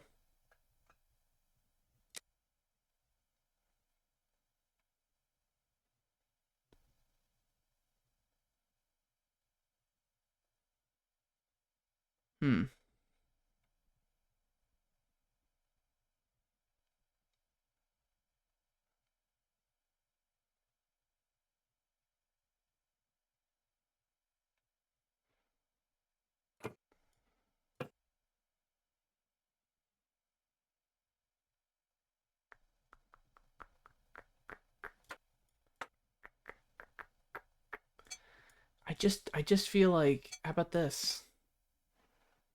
The size thing confuses me so much. And surely this wouldn't be all the way to 90 inches. Is this fucking goddamn millimeter? You wouldn't do that. You wouldn't tell me something in inches and then have it millimeter. You couldn't. That would be too criminal. I'm gonna, real quick.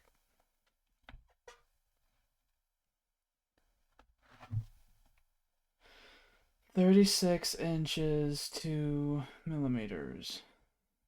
Nope, that'd be that.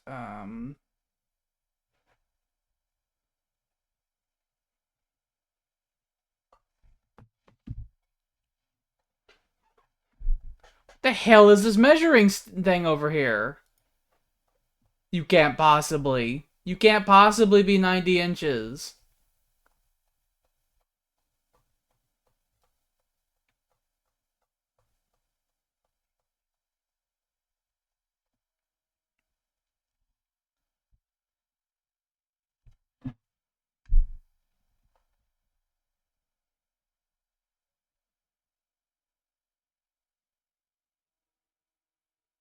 Oh my god, I think it is in metric, because this would be 90 centimeters, so 36 inches is 91 centimeters.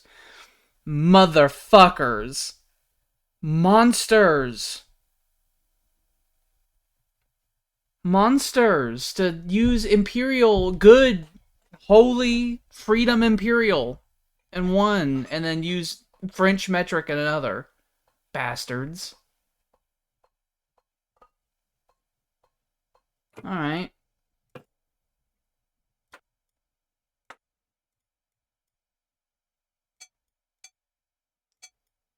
So this needs to be, what was that? Let me pull that back up. This needs to be 91.44 centimeters, roughly. So that's a good stick. Okay. And I like this plain silver one right here.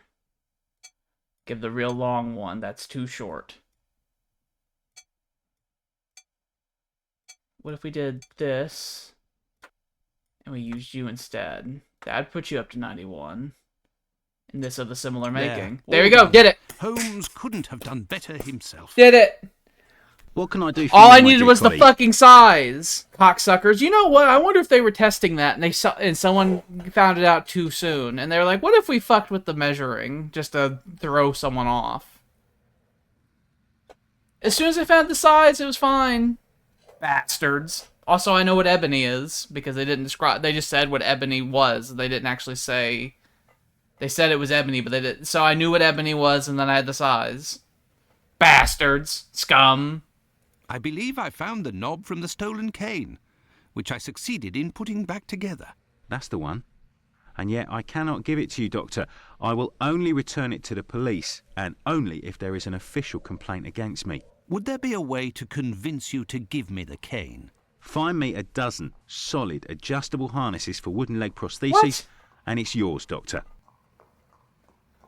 What now? Goodbye, Dr. Gibbons. Until we meet again, my dear colleague.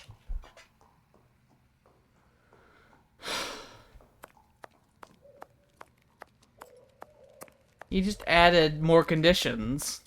You're rubbish. A dozen harnesses? This interview with the doctor revealed an important fact. Leather Apron could not be the Bucks Row murderer. According to Margie, the villain passed most of the night of the crime at the fire. He could not have been at the scene of the murder at the moment it was committed. He is, nonetheless, a dangerous character.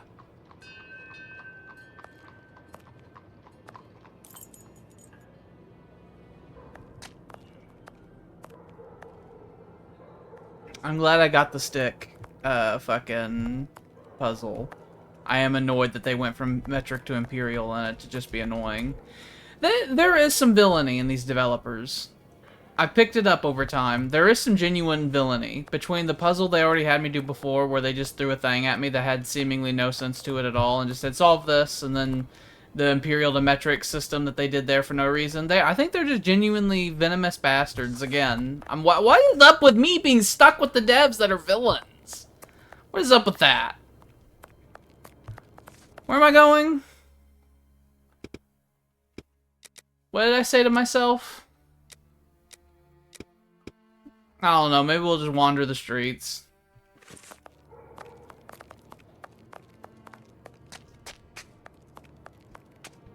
They won't let me look at my own thoughts in my notes, so... Actually, hold on, there is a... Oh, this is all from years ago. Years ago! Useless. Worthless.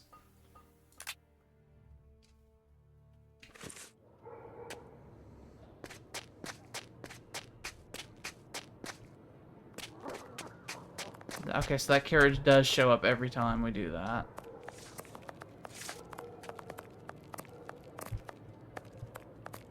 Ooh. That's the whorehouse. Did anyone catch what Watson said to himself? Because they don't seem interested in letting me look at what Watson said to himself outside of that.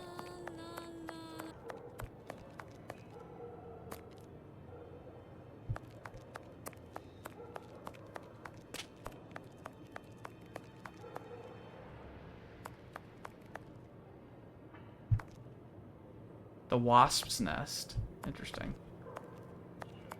Yeah, I didn't catch what he actually said either. And they won't let me read it. So off to wandering we go.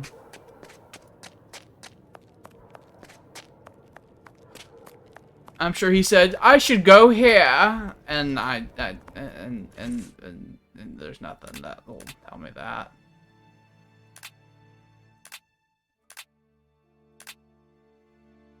Oh. Interesting.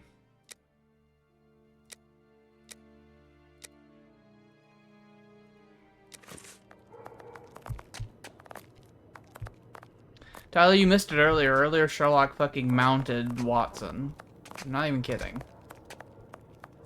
It was terrifying.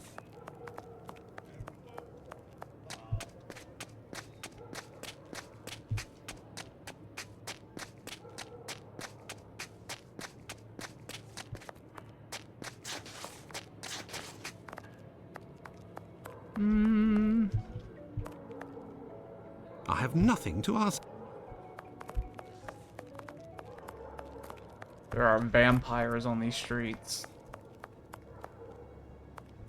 There's nobody here. How very odd.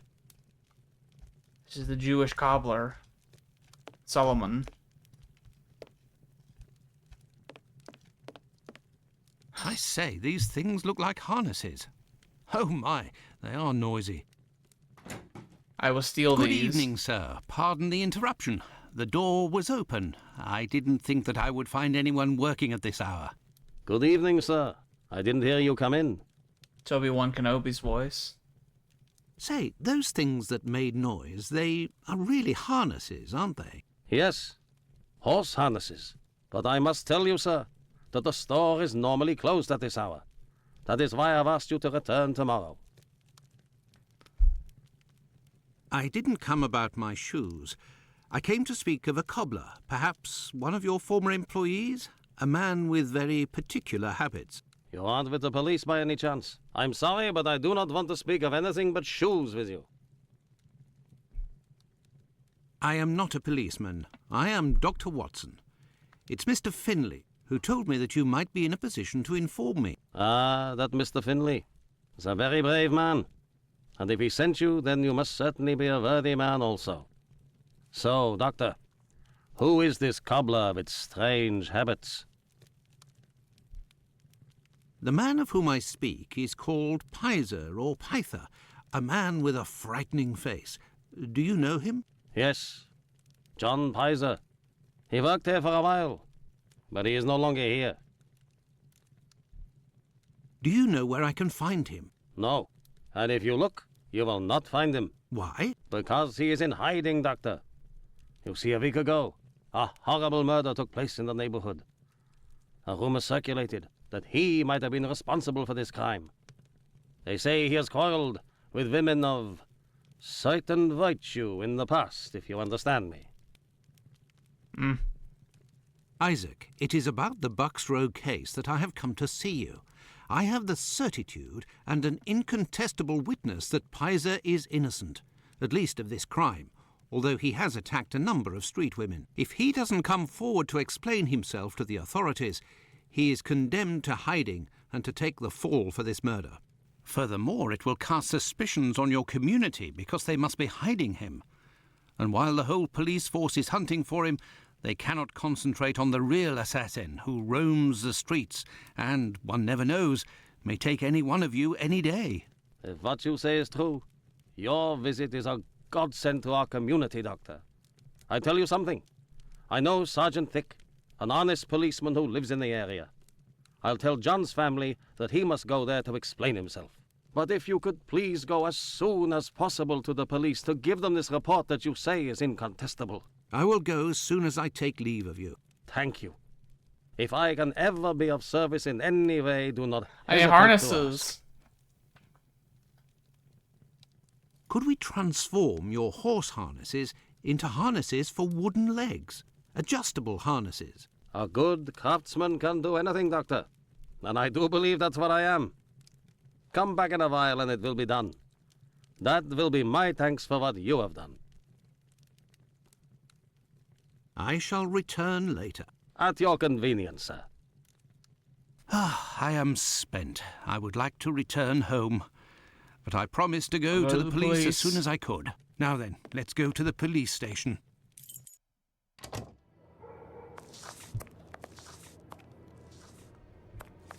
this way. Mashugana de Solomon. Flowers.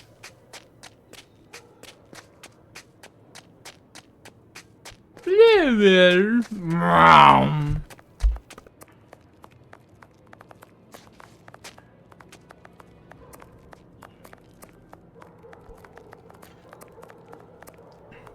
Police station is. I believe it's further down this way.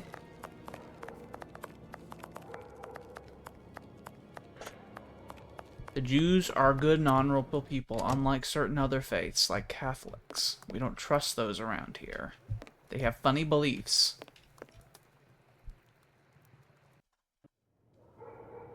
Oh. Did that thing just say cats on it? Cat's meat? What? Yes. Hey, Doctor. Cat's you meat? seem tired. Were you wandering the darker parts of Whitechapel all night? You could say that. I have some information on Leather Apron, the man of whom we spoke earlier. Do you know where he is? No, but I can clear him of the Bucks Row crime. A witness proved him What are these totally fucking innocent. orcs that live on this goddamn aisle? Watson, is it only now, after many hours of walking, that you decide to pass on the important message that Inspector Aberline is waiting for? But, no. But what are you doing here, Holmes? I was worried, Watson, and with good reason it would appear. Go give the message to this policeman and let's go home. Nobody appreciates me hanging around here, you know, and it's freezing cold. Ah, Creddle, none too soon. You will take the testimony of this. No, you continue with your duty shift. I must find Chandler in Ambury Street. He's struck again. Who? The murderer, the Bucks Row assassin. Hanbury Street. Let's go, Watson. We have no time to lose. I do like a consistent theme of the Sherlock Holmes games has been to make us dislike the British.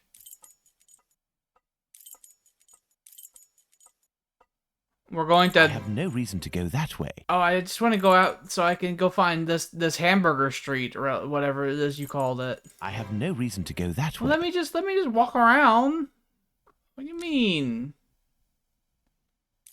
I have no reason to go that way. Oh, is it that? Hold on, I see a little... There. Street. Let's go, Watson. We have no time to lose.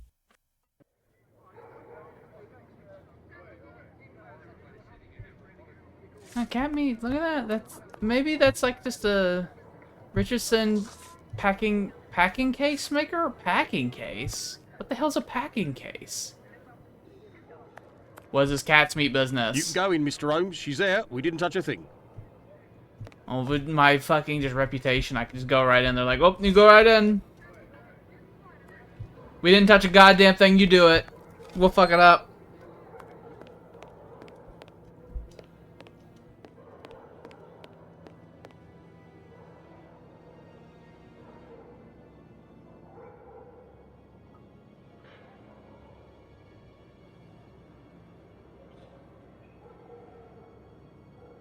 It was very good of PC Chandler to let us pass. He said no one has touched the corpse. It's the perfect opportunity for us to put our skills Am I gonna to the mount test. Watson again? Let's not waste it.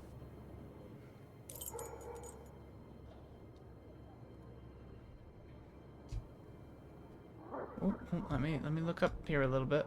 Why do I The have blood is a dozen inches or so from the ground. Blood stains on the wall.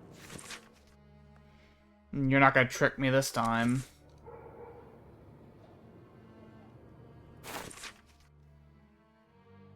Oh, interesting. A torn envelope. It smells of rubbing alcohol. It contains 3 pills. I will take one. 2 should suffice for the police. There are no trails on the ground. There's no sign of a struggle. A piece of coarse muslin. 2 combs, curiously arranged. So, Doctor, shall we examine our victim? Ah, I'm tired, Holmes. I'm not sure if I am in a state to do this work. Come, Watson, there's little time. Show me what you're made of.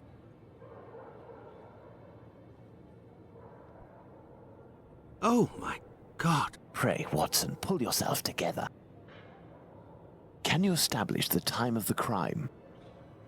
The extremities of the corpse are cold and rigor mortis is beginning to set in. I would say that the murder was committed over 2 hours ago, before 4:30 a.m.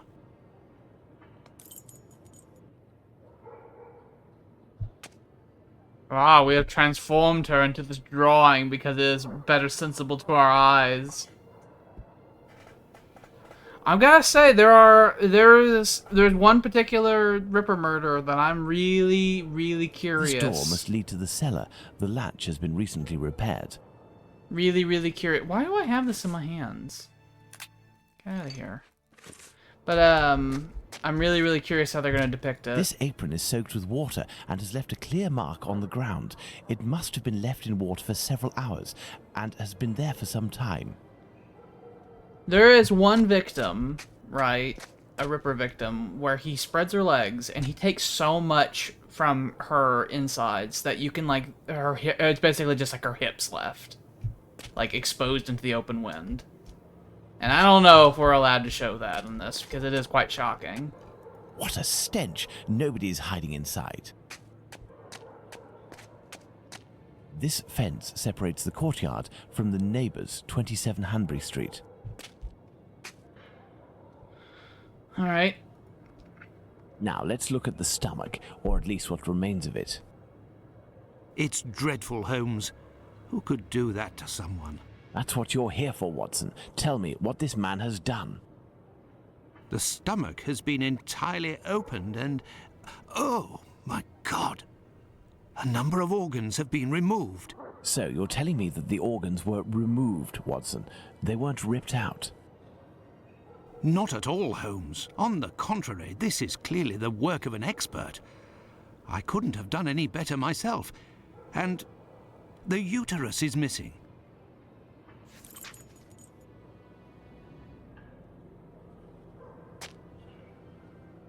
Looky here. It would seem he has a mark on his left hand. The victim must have worn a large ring or several little ones, and someone pulled them off forcefully. This detail will be very valuable, Watson. You can be sure of that.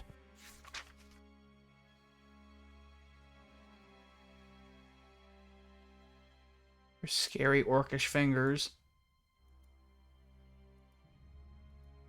The sores of a Victorian.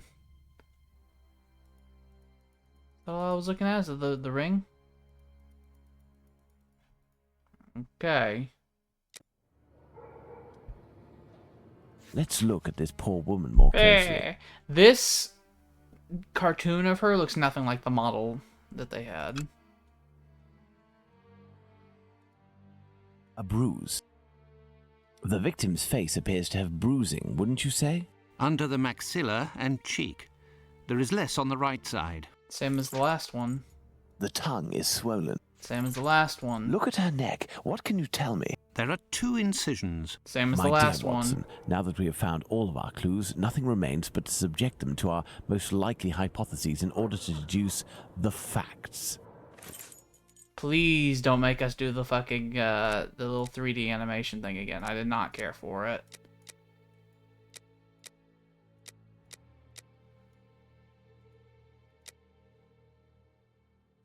Oh, interesting. You can go back at any time. That's fun.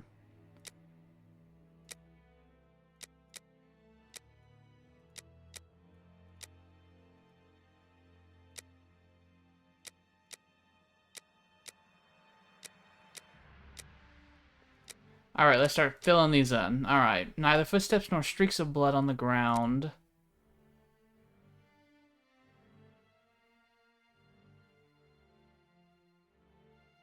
The victim wasn't dragged because there's no streaks of blood on the ground. The blood on the fences, it doesn't...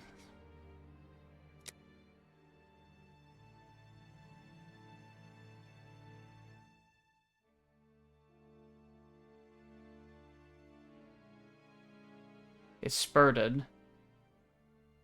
She was still alive when her throat was slit.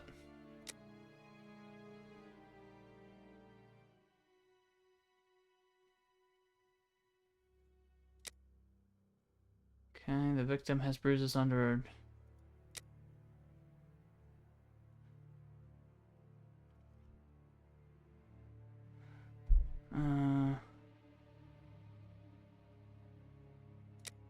the right hand...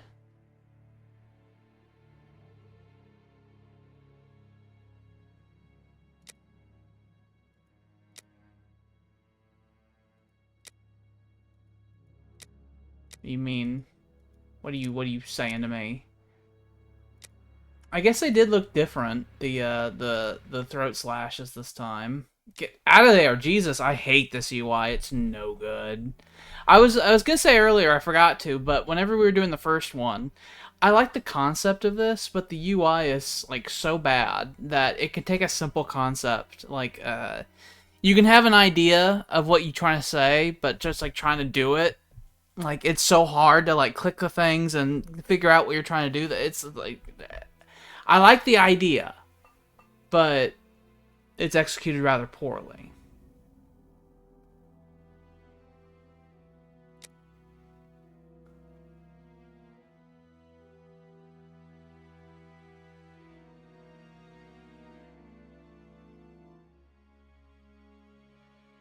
I don't know how we can make a determination with that anyway. The tongue is bloated.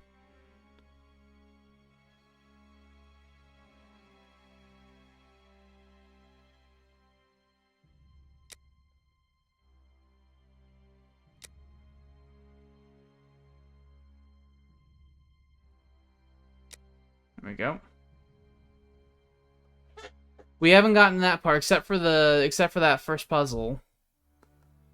We have a clear line of logic thus far. I don't like this whole ambidextrous stuff because that was like weird last time too, and it's gonna be weird this time it seems.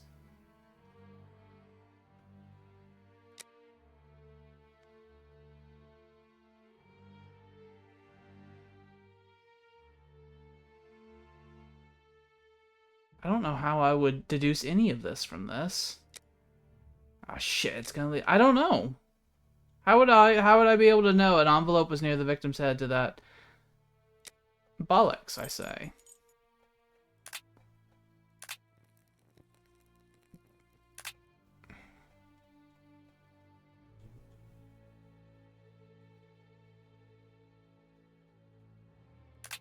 No.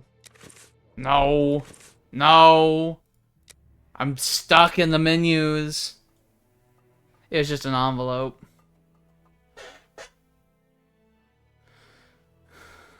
It was the envelope that had the pills in there. We don't know what the pills are yet.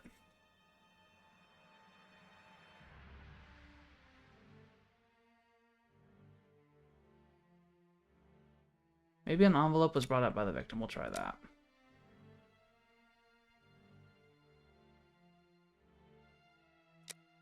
Oh, there you go.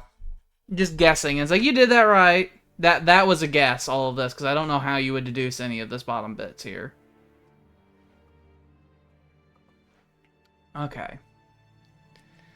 Blood on the victim had her throat slit while laying down and still alive. The bruises under the right jawbone and beneath the left cheek. That indicates to me.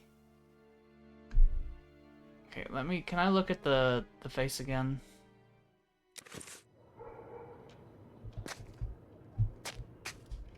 No. No, I may not.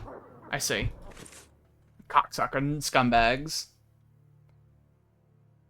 I don't remember the fucking orientation of the bruises, okay? If it was like a thumb, it did multiple fingers to a thumb. Alright. We're gonna have to guess on this last bit because I can't look at the body anymore. They decided I can't do that.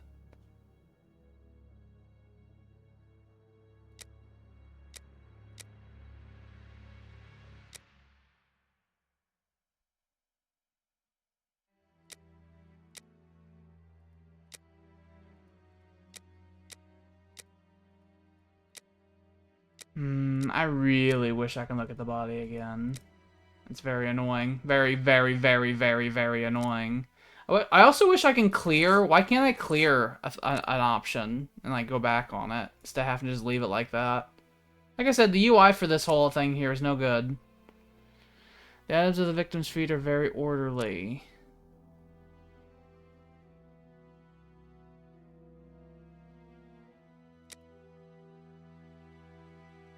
Comb and all that.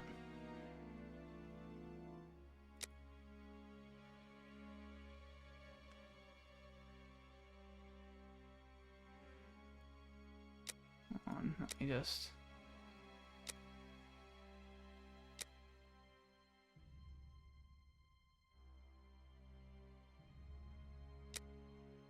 Organized. Body's cold, extremities, rigor mortis barely started. Yeah, that's what he said. This is just like, hold on, it was like...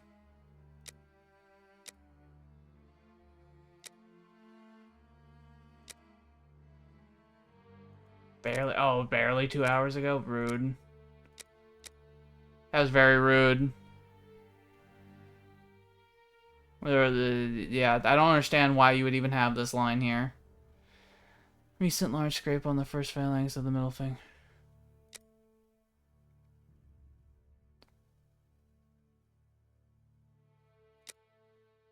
Holmes let on that that she may have had multiple rings.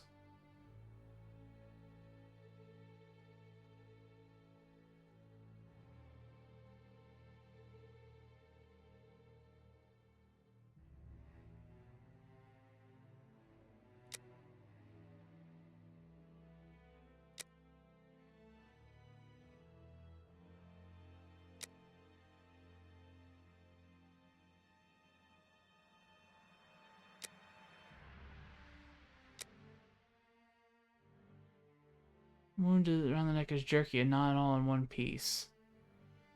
Huh.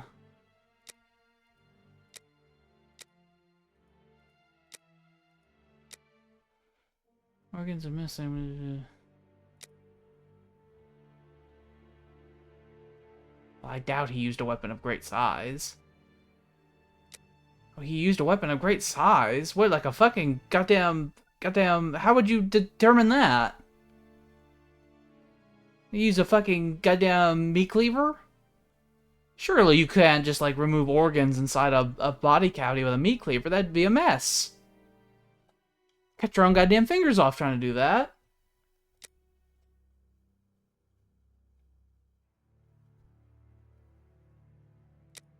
Oh,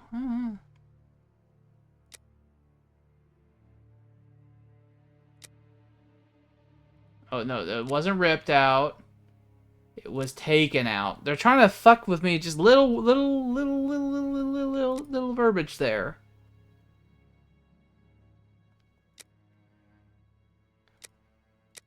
Alright, this is the only, this shit over here is the only thing that is left, and it's unfortunate because, like I said, I really want to look at the body again, but I guess that's stupid of me.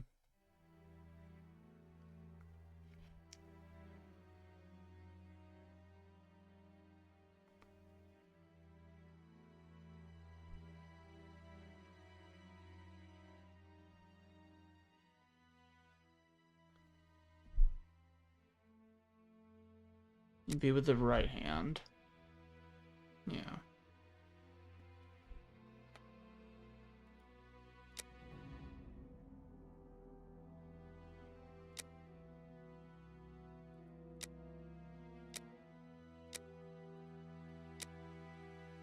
Well, I was pretty sure from the last one it was ambidextrous.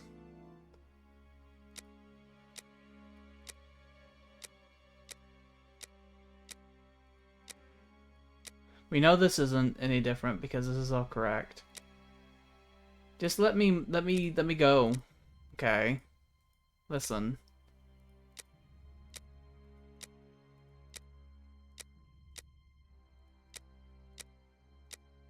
Come on now.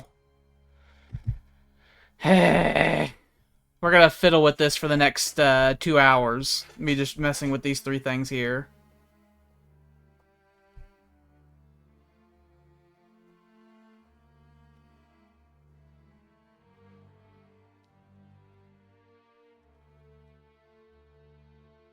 So I'm certain that he held it with the right hand.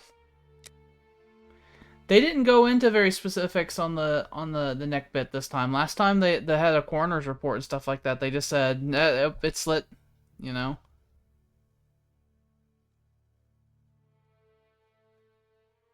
I mean, if he was holding it with if he was holding her face with his right hand, surely he would have used his left hand for the that. Surely. And I have to believe it's epidemic. What do you mean, you scum? What do you mean? Alright, we're looking it up.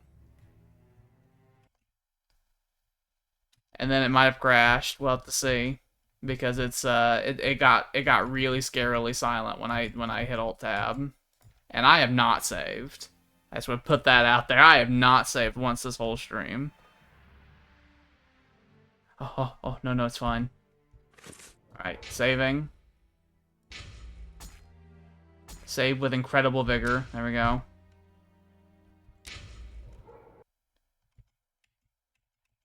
It alt-tabbed earlier today, but it doesn't want to do that anymore. Watson, it doesn't want to alt-tab anymore. Earlier when I looked up the centimeter thing, I had to use my phone. I guess I have to use my phone again. But earlier, when I looked up the solution to that puzzle earlier this stream, it let me just, it let me alt-tab, but now Society is done doing that.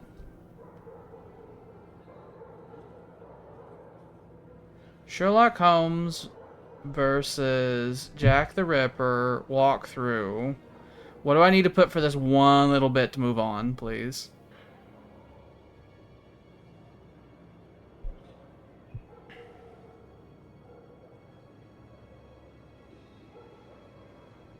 What little bit do I need to put on here about his handedness to let me move on with my life?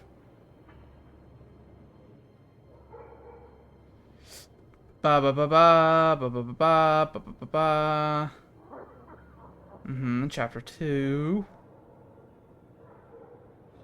Ba ba ba in the brothel. Examining the body.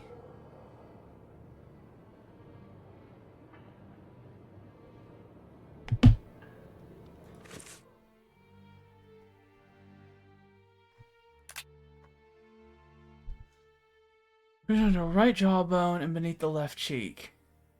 It is his left hand. Let me just... I mean, I suppose that's possible. I'm like trying that with my actual hand. I suppose that's possible. You know what? I could have helped me solve that if I could look at the body. Because then I would have been... Because the last time, right, we were messing with the body, I looked at and I could see clearly there were multiple bruises on one side that would indicate multiple fingers versus the thumb and the cheek, but I wasn't allowed to look at it this time. For reasons that are unclear to me.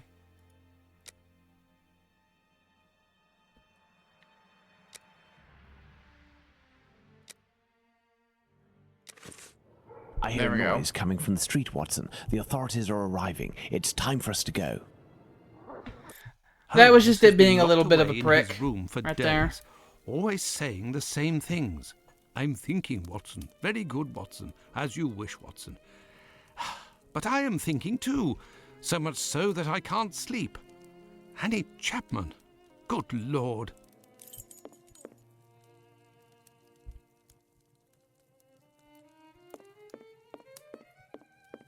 Holmes examined the broken jar that belonged to Finley's tenant. I wonder what this substance is. I don't recognize the odor. The odor. Formalin, Watson. Oh, I wanted to look at other stuff. Contained formalin. Interesting, don't you think? I've been waiting for something for days. Just the tiniest bit of news that would make sense of this whole matter. But there's nothing, neither from the press nor the police. Unless Inspector Aberline is holding on to some information without realizing its importance, which is quite possible. It is time for you to return to the police station in Whitechapel, Watson. And didn't you tell me that you had a matter to take care of it? Take advantage of it to learn more about this pill and its contents. Ah, but Holmes, it's late, and spending another night in this district is hardly my idea of entertainment. I know, Doctor, but we don't have any choice. Time is against us. Take your pistol in case you run into any troublesome characters. Packing. Fine, as you wish, Holmes.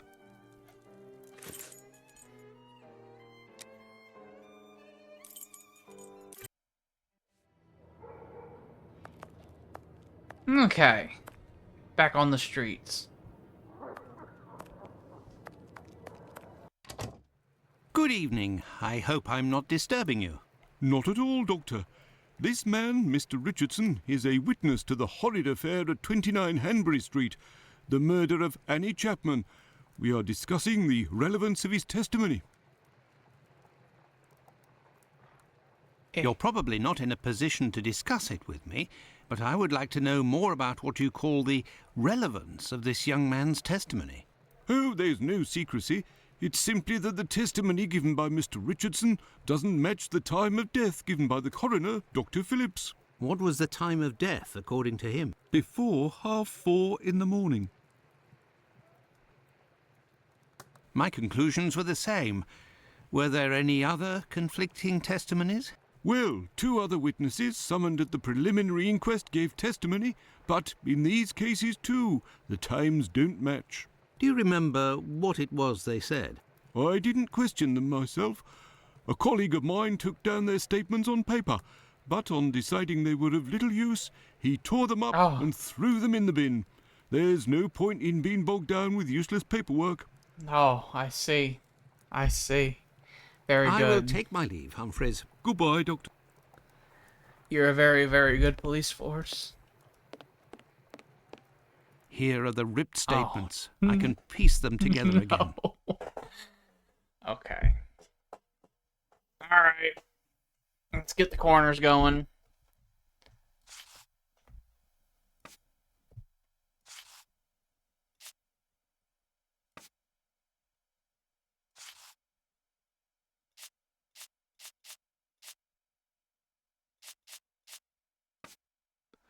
That's a lot of corners.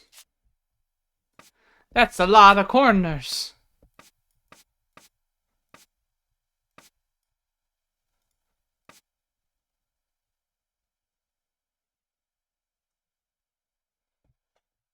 I see. Okay.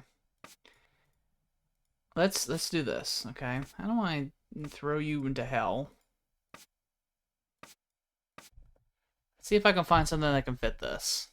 What has a title? That would... Here, testimony.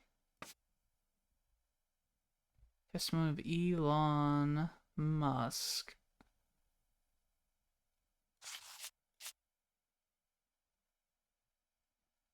Put this here.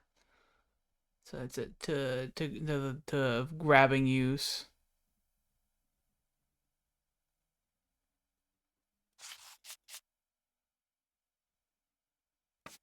Elong.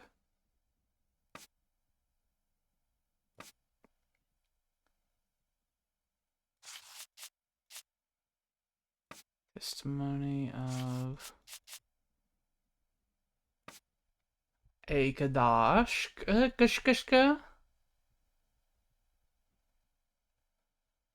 Okay.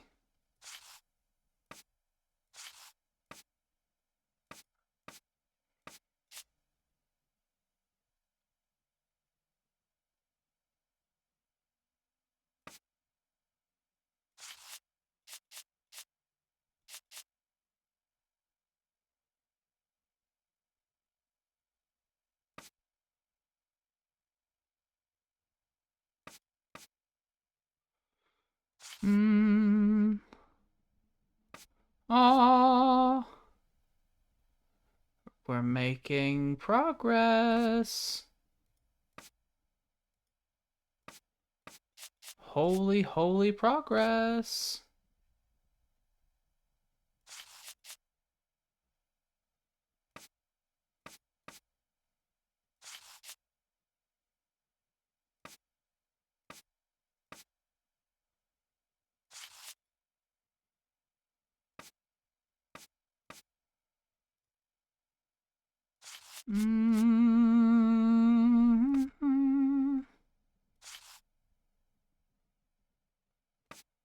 There we go.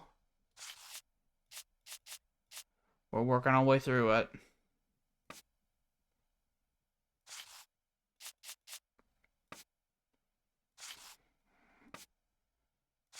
You? No. You? There we go.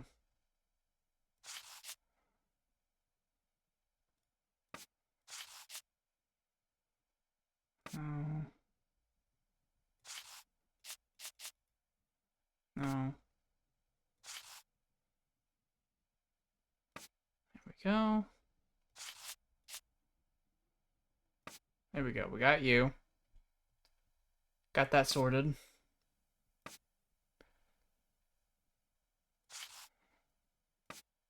You go in there. You go in there. There's a lot of bullshit over here.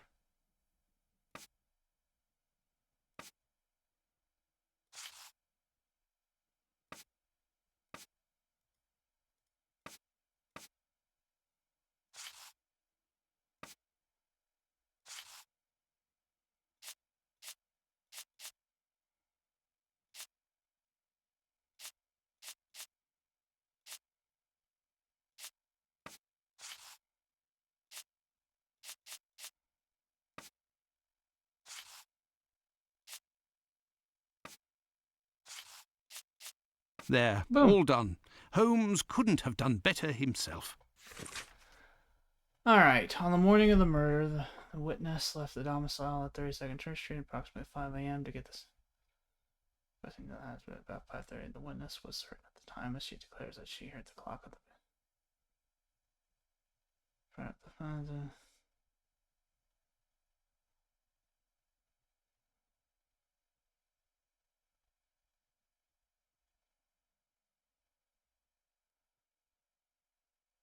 Age 40 years old, height a little taller than the woman with whom she was in, approximately 5 feet 3 inches. Ooh, short as hell.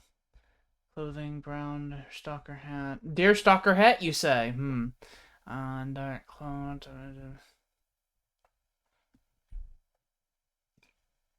That Jew.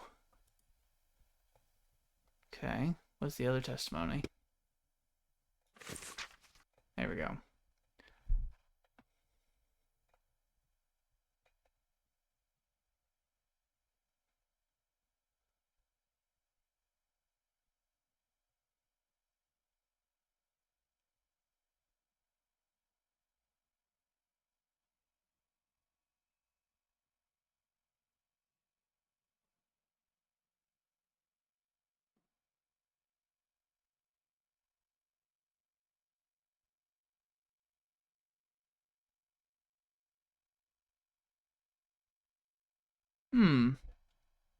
That is a very interesting situation with the time.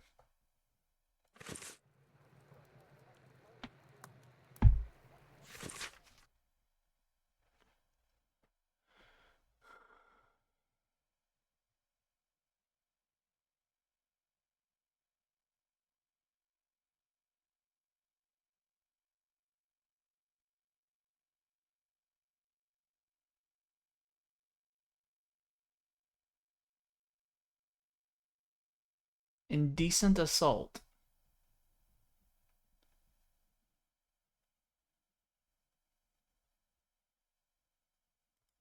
An old report on arrests that took place a few years earlier. I don't know how that helps me. This police station is like a laundry. What a scandal. Scandalous. We put them next to the fire to dry them out. Look, a suspect description. Michael Ostrog, wanted for questioning. Dangerous.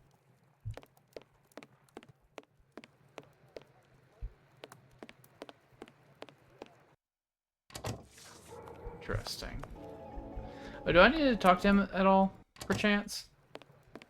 Excuse me, Doctor, but I must take Mr. Richardson's statement. May I introduce myself? I'm Dr. Watson.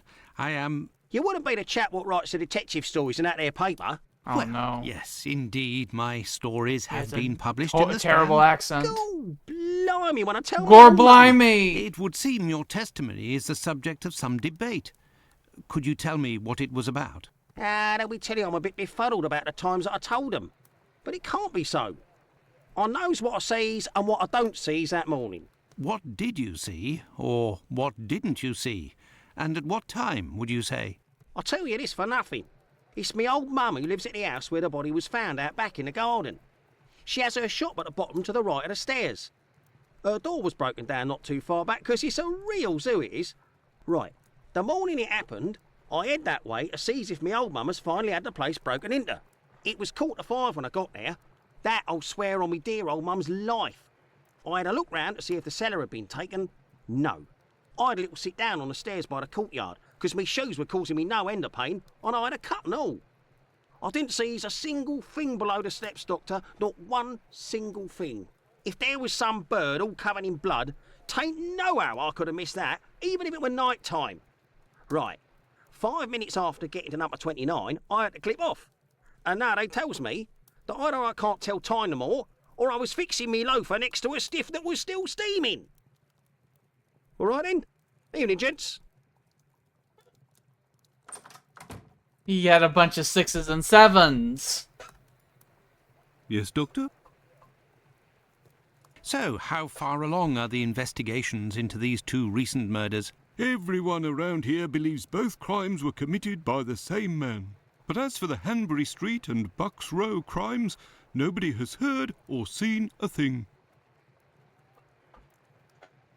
By the way, have you heard of a Dr. Tumblety? No. Is it important? Yes. Well, no, maybe. Actually, I don't know. I have heard about this man, his frequent nocturnal outings and bizarre behaviour. What does this chap look like, Doctor? And where can we find him? The last I heard was that he was staying at Finley's place, the man who was looking for me a few days ago. It would greatly assist us if you could ask Finley what your strange associate looks like. We could then see if the description matches any witness accounts. I will take my leave, Good Humphreys. day. Goodbye, Doctor.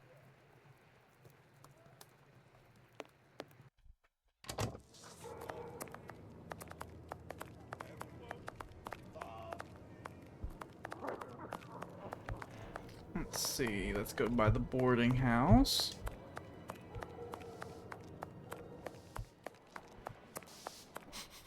There is a strong smell of gas. It seems to be coming from the abandoned building. Smell of gas, you say? Fun fact, we started adding smells to gas in like the 1910s or so. There was like a big explosion in Texas that like blew up a school or something because they had like gas running through the building, and no one knew that the building was full of gas, and then a spark happened and it blew up the whole building. And then after that we started just adding adding smell to the gas.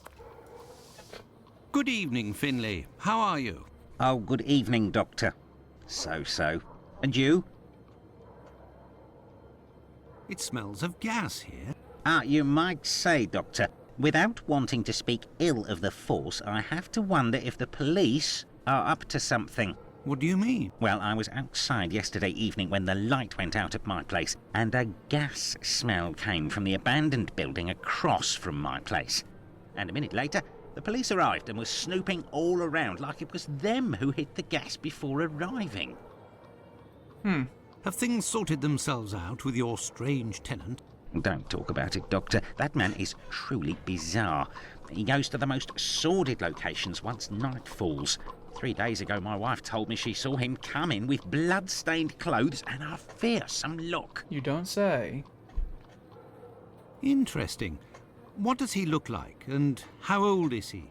Oh, he's my age, give or take, so the other side of 50. He's always dressed in a striking manner, with an American hat. American He's big, hat? close to 5'11", I'd say. He has a strange voice, not just his accent, see? His voice. These are these people saying that that his voice is strange. Okay, that's these people. Very well. Saying that. Goodbye for now, Finley. Goodbye, Doctor. Now then, let's go to the police station. We're okay with the smell of gas? There is a That doesn't concern us? Okay.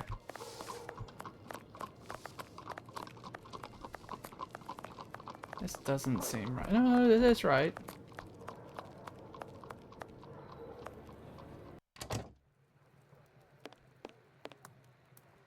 Yes, Doctor. Tumblety is a man around 5'11", about 55 years old, extravagantly dressed and with a rather distinctive voice. He boards at Finley's. You should know where that is. Don't forget the as American police hat. were there only yesterday. Their arrival coincided with a strange gas leak. Ah, yes, I know where you mean. Indeed, there was an odd affair with the gas. It was rather unsettling. We were searching for a well-known scoundrel who was ratted out by Squibby, the chap we followed and saved from the pack a few days ago. This thug, no pity Bluto, must have been in the abandoned building in question. But there was no sign of him when we arrived. Furthermore, an inspector said that, given the smell, the thingamabob that supplies gas to the building was probably damaged. So we took no risks and were called away somewhere else. I will take my leave, Humphreys. Goodbye, Doctor.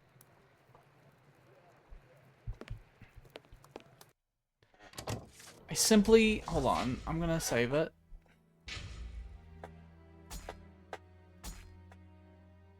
I gots to use the bathroom.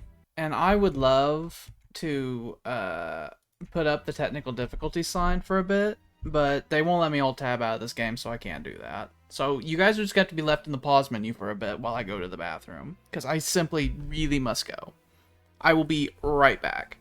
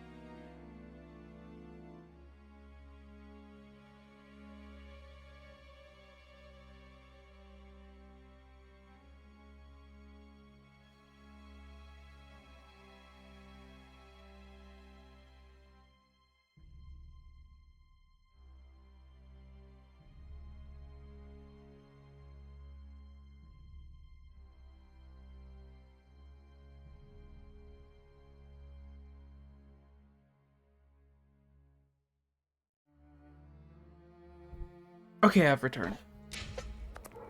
Alright. Where the hell was I going?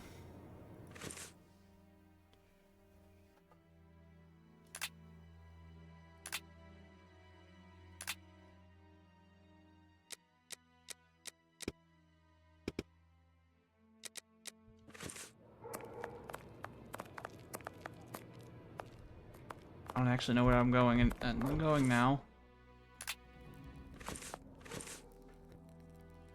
You're gonna tell me that fucking Sherlock Holmes didn't do any tests on this pill to tell me what it was in that time period? Oh, do you think that the fucking what's his face is done with the goddamns? The harnesses?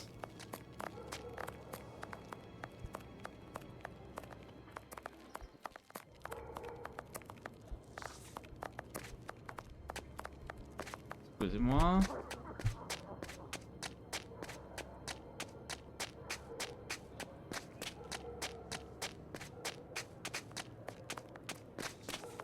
I'm starting to fucking... He probably is okay. He said give him some time and he would do it, and time has passed. Hey, you. Good evening, Mr. Solomonovich. Good evening, Doctor. What a pleasure to see you again. Oh, my cat is here. Hold on, let me adjust. Let me adjust for his presence. Harness. Have you finished converting the harnesses? Yes, just now. There you I go. got a little behind because of all the commotion. There we go. Commotion? Don't you start. 3 days ago, the very afternoon that you passed by, there was a chase throughout the neighborhood. Hundreds of people were chasing one man, claiming he was responsible for the murders these last few Yeah, in days. Whitechapel, they It started was their awful. own like fucking I hope those maniacs mob. didn't catch him. Better the police should. Tell me, did John Pizer turn himself in to the police? Things unfolded as they should. Look in the newspaper, the Daily News from today. Farewell, Isaac. Goodbye, Doctor. God damn it! I don't want to read these.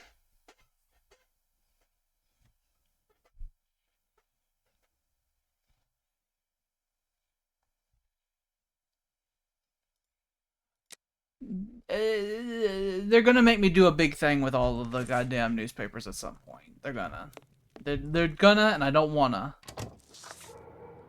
Right now, off to the clinic.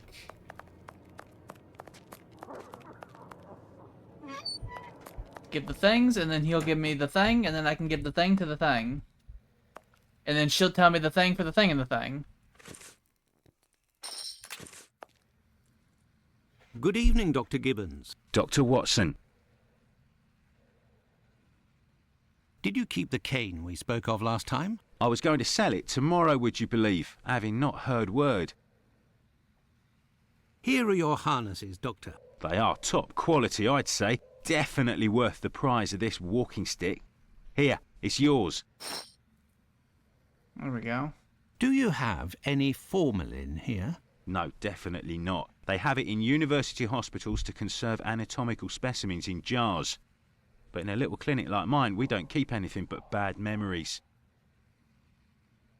Well, farewell, Doctor. Goodbye, Dr. Watson. I must go to Miss Bella's. Mm-hmm. Nice looking stick. I gotta go over here and then turn back around. Like I said, I'm starting to get to the point where I actually know my way around Whitechapel.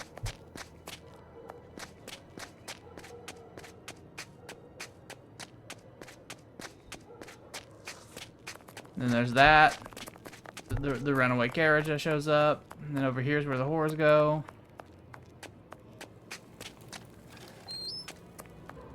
Here's our favorite friend, right here. Out of the way, I don't like the look of you.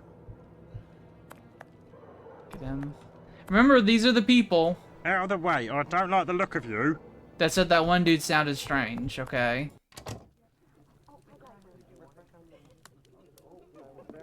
There you are.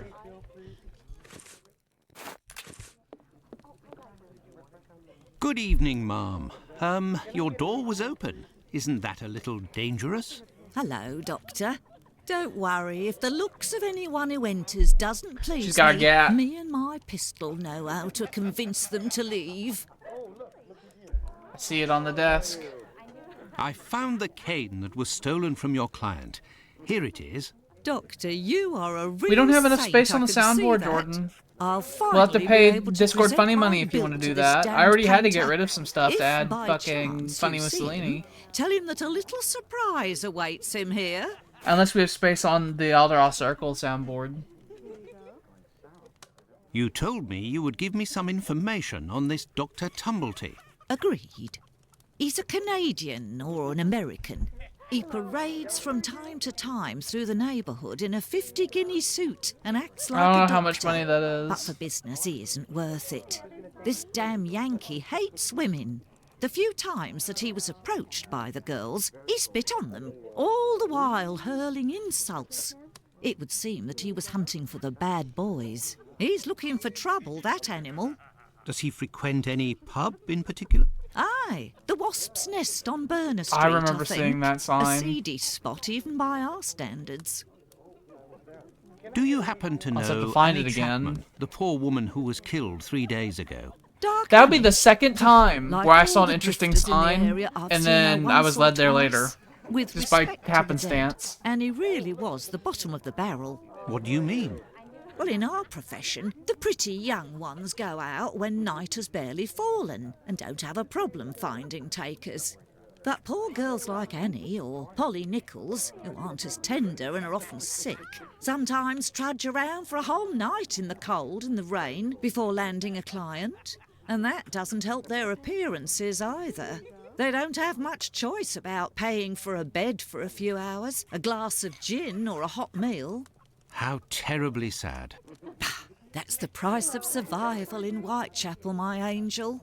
One of my girls knew Annie for some time. They bought some jewellery on the black market, I think. Jewellery?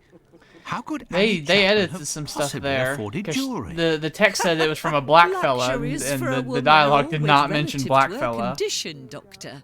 As a matter of fact, it was real cheap junk. Annie got 3 assorted brass rings, I think.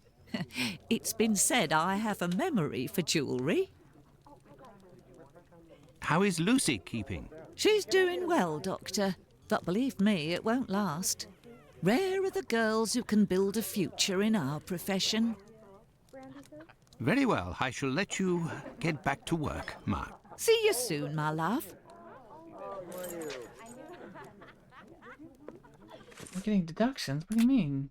On what? Don't you be adding things.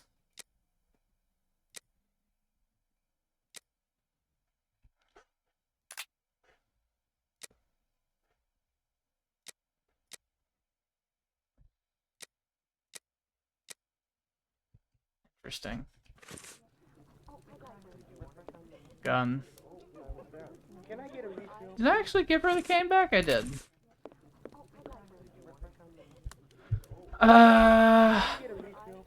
She told me about the American.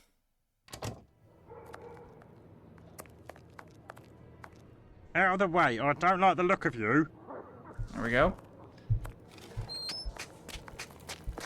Do I then give that to the police? Now that I have a nice, fucking thing of him.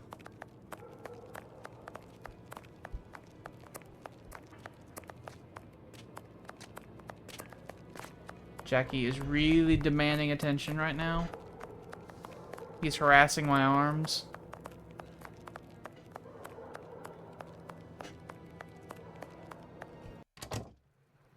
Hey, you. Yes, Doctor. Ow. I will take my leave, Humphreys. Goodbye, Doctor.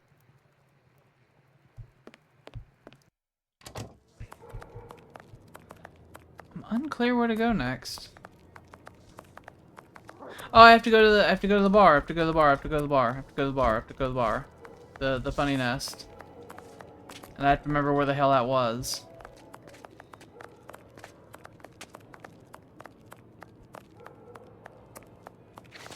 I tell you, it's a lot to keep track of.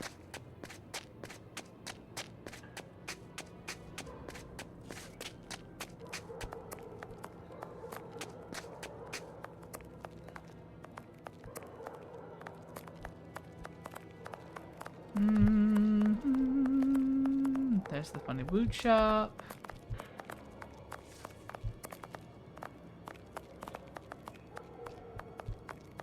That leads to the nowhere.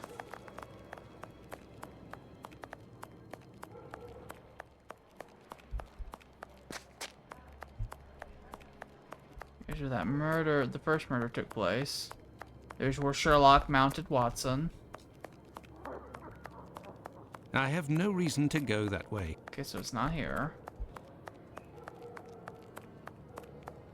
I found it once before. I shall find it again.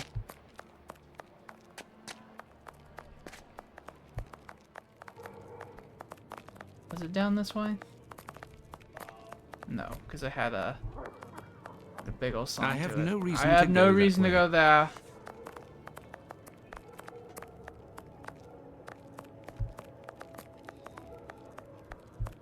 Shoe place.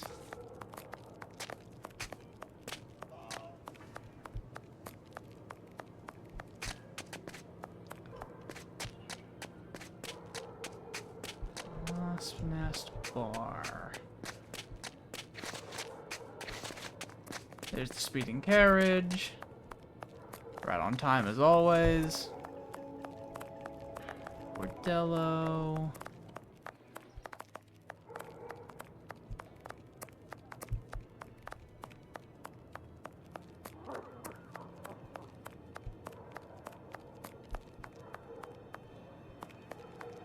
Ah, there it is. The Wasp's Nest. This pub looks even more disreputable than the Golden Lion in Baker I remember Street. that one. It's ran by a bartender who looks suspiciously similar to the bartender of the Golden Lion. Good evening. Would you happen to have seen a Dr. Tumblety? A man of a certain age dressed in a flamboyant manner. If you're looking for some company, Gov, you've come to the wrong place. Me, I'm just here to pour. I don't care who you is, I knows nothing, and I don't care neither. I know nothing. Greetings, my good man. Could I have a pint? He's gonna be super rude to me, isn't he? Here, Gov. The bartenders tend to be rude in these I've been told that Dr. games. Tumblety might be found around here. Is that so? I don't do a roll call of all the drunkards here. I've got my hands full just making sure I get their money. Don't people pay when they order? Nah, look at that little scribbler there. Completely dead drunk. Tonight's tally is about as long as his arm. If he skips out, I'll be in for a guinea almost. Goodbye, my friend. Oi, that's it.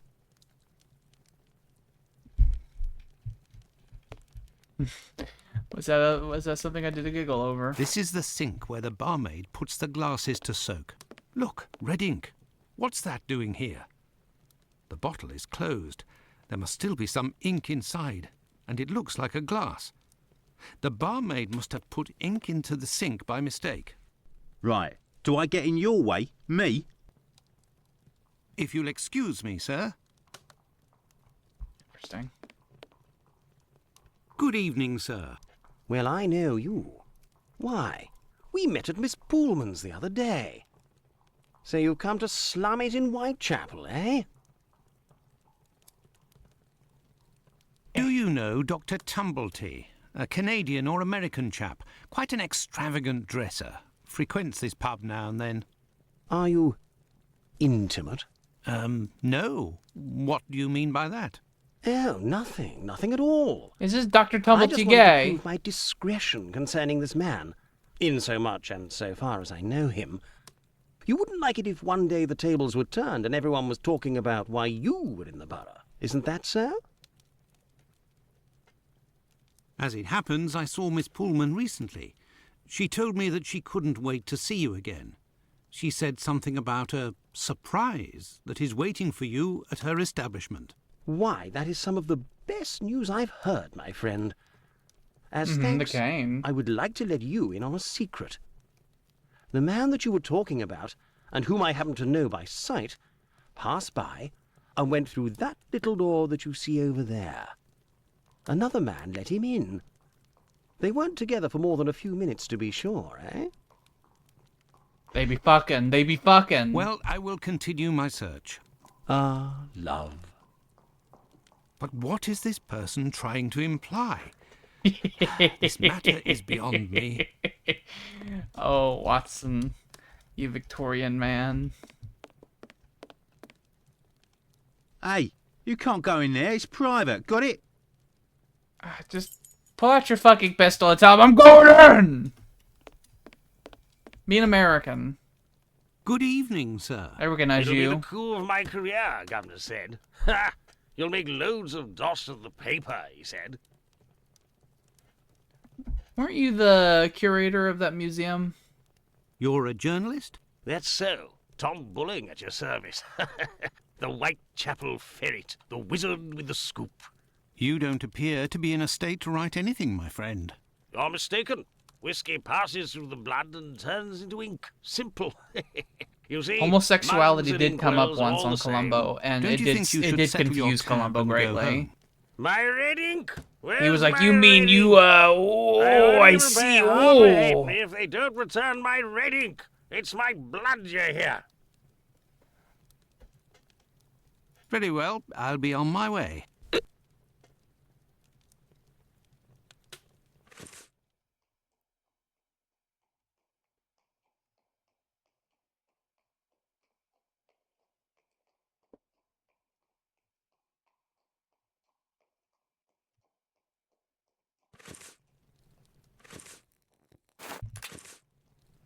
There you go. You're the best.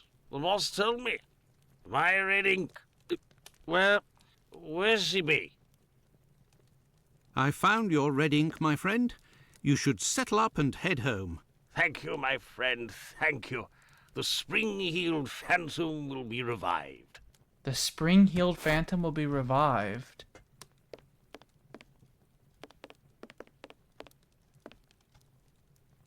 Gov?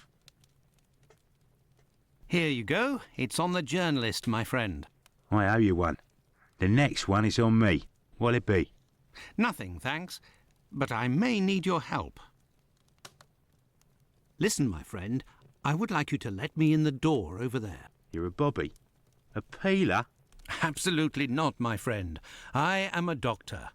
Fine. I owe you this at least. There's a bloke behind that door there. No pity blue. I know about him. Let's just say he wants to lay low for a moment.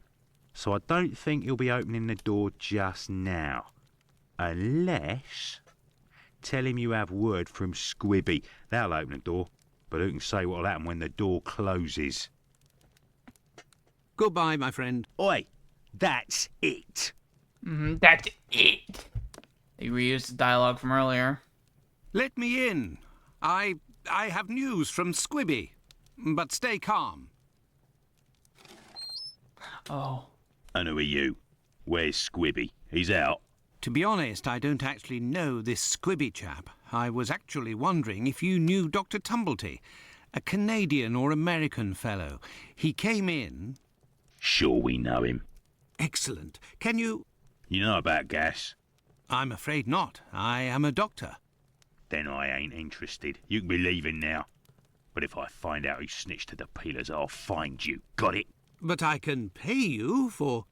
Keep your coins for the paupers, or one of the gas boys who ain't afraid of nothing and knows how to hold his tongue. You bring him to me. I'll meet with you. The Gas Boys? What? I'd knock on the door. What the fuck are you talking about?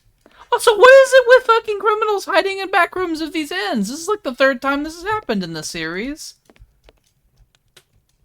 Gas Boys? Do you know what he's fucking on about? Gav? No? Goodbye, okay. my friend. Oi! That... Shut up! You! Oi, want a bit to drink, Gav? Oh, Gas Boys. Maybe I'll go back to the boarding house. Ahead, Gas. I don't know what the gas. I'll tell the peelers. I think a peeler's a cop. I don't know why you'd call him that. Gas? Anything else, Doctor? Very well. Goodbye. Goodbye, Doctor.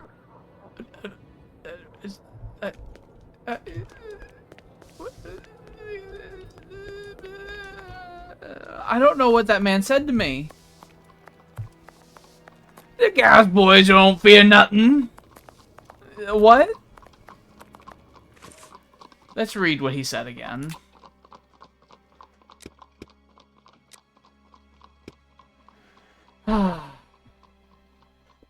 You know about gas? I'm afraid not. Then I ain't interested. You can be leaving now. But if you find us, I'll find you. Got it. But I can pay. Keep your coins for the paupers, or one of the gas boys who ain't afraid of nothing. Knows how to hold his tongue. You bring him to me, I'll meet you. What? Keep your coins for the paupers, or one of the gas boys. Who? Gas boy? My friend knows nothing. Bring him to me, I'll meet you. Who am I bringing to you? Squibby? Police. Please help me. What's a gas boy? Officer, I've been harangued. Yes, Doctor. I will take... Damn you, you useless bastard! And I want Watson to apply. I was gonna blow him away. Let me in here. Closed. No! Let me in!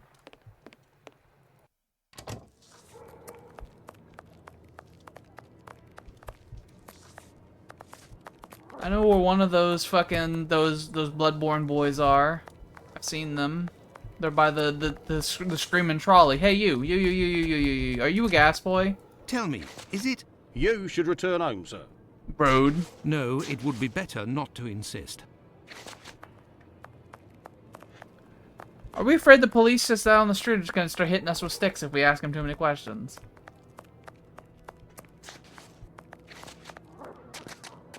Tell me, is it... I'm on duty, sir. Let's see. I don't know. I don't know what a gas boy is. God help me. I have no reason to go that way.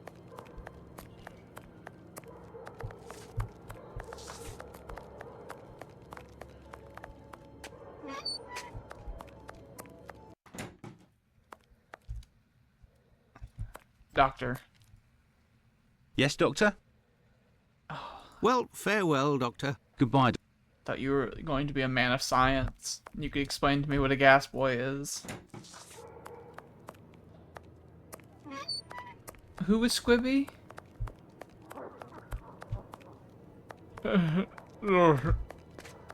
My brain. What? Oh, hold on. Why can't I go in here? I have no reason to go that way. I'm sure I'll go here later. What is this?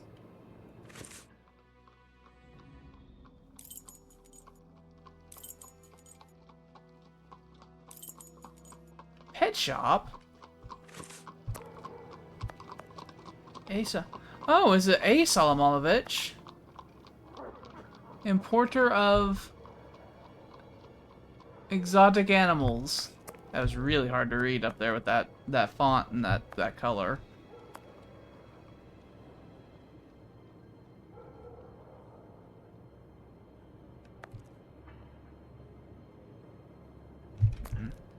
Well, I can fucking grab that door, so I clearly have to go in there eventually.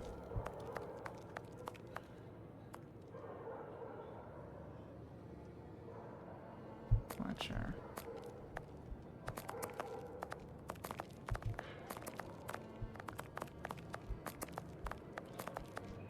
I have no reason to go that way.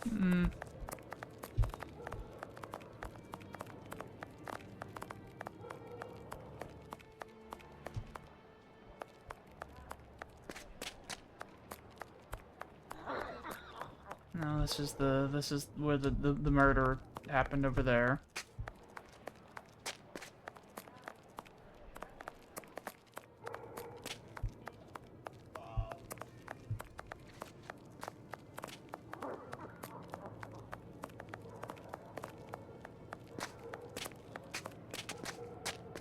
You. Come, my lord, a little coin. Oi! Vampire.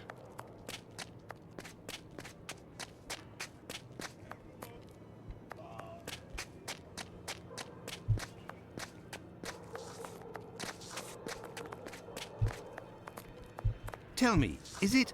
Now time to chat. I've got business. Got it? Okay.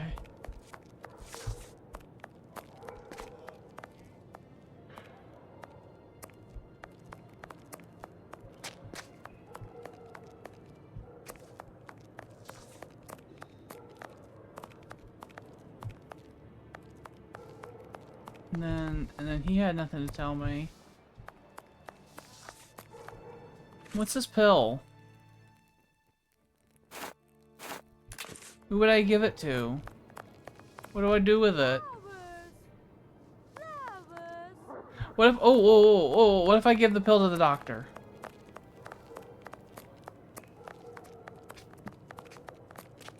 Maybe I will give the pill to the doctor, and then he will say, "Oh, I know exactly what this is." He'll crack it open, he'll try some of it, he'll be like, "I recognize that taste. That's fucking laudanum," or something.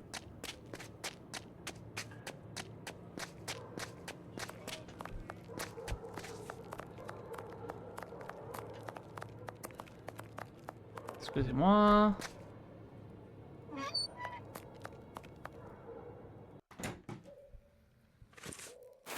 You, look at this pill. Yes, Doctor? Yes. Could you tell me what type of pill this is? Yes, we have those here. It's not really a medication. We give them to patients with chronic respiratory conditions like tuberculosis. Good.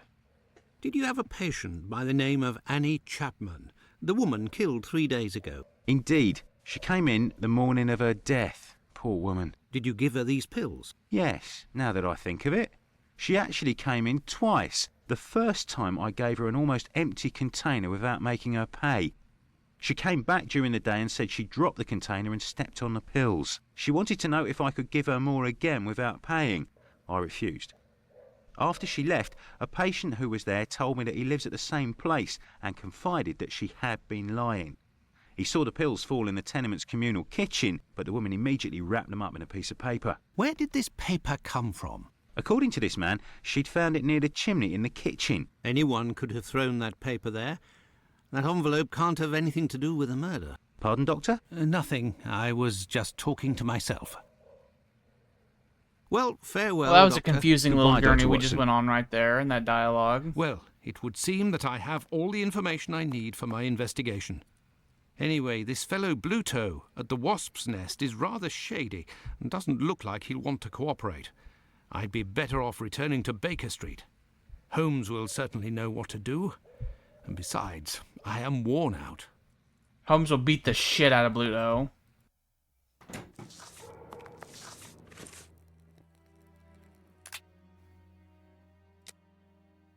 Let's go back to Baker Street. Home, sweet home. There we are, Holmes. I've told you in great detail everything that happened last night. Excellent work, Watson. We shall now be prepared to answer a few questions about the horrible murder in Hanbury Street. Do you think we are now in a position to find out the identity of the murderer of these two women?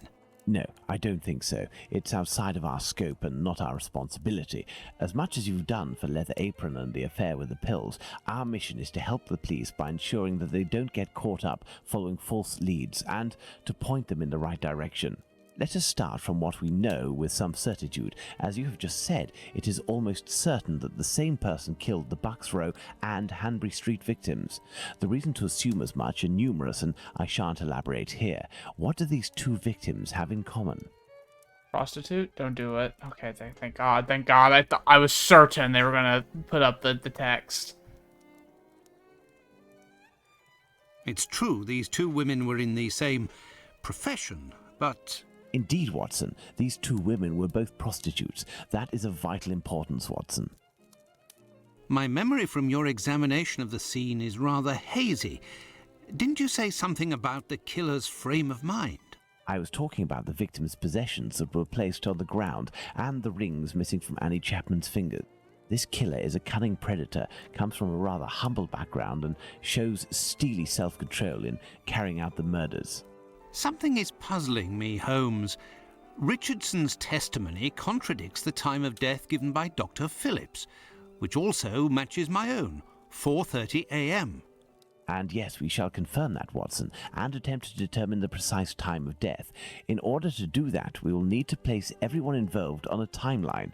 Only after that will we be able to place the knife symbolizing our killer. Let's look at our timeline, Watson. We're going to have to do a proper timeline.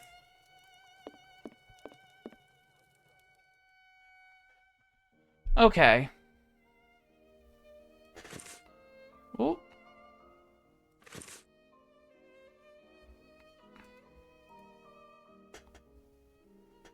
Let's put the time of death as assessed by Dr. Phillips on the timeline.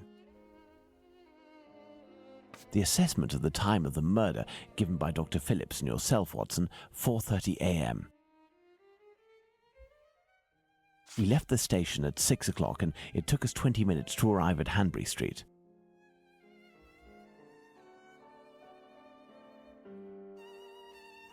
Our arrival at the scene occurred at around 6:20.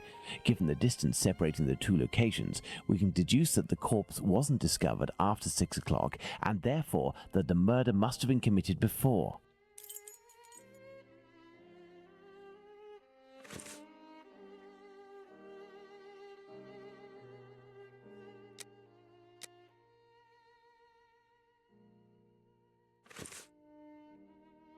How do I,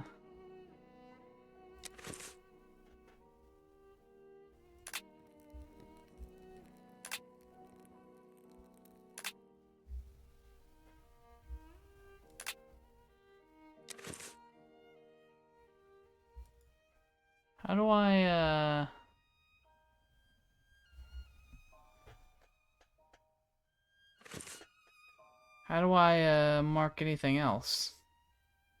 Oh, okay, there's a button. I see.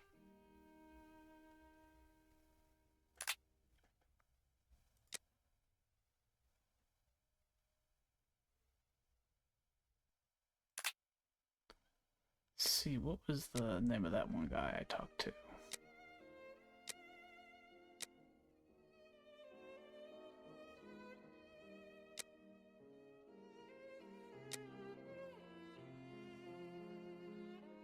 You.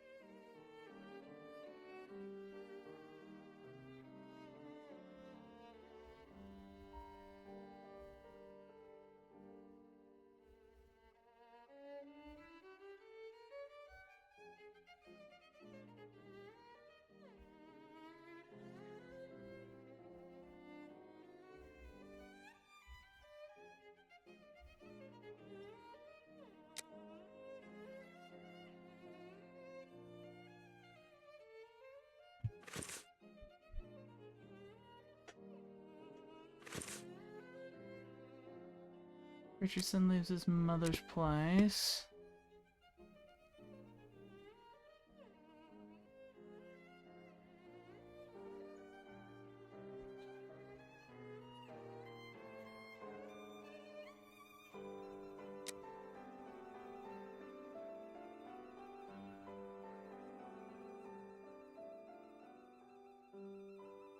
So 4:45, so 4:45.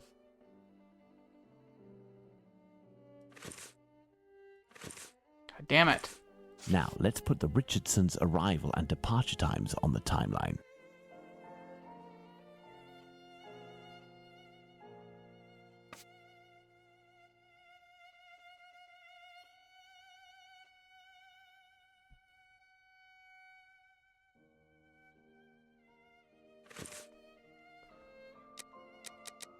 Yeah, I'll tell you this, it was 4:45 when I got there.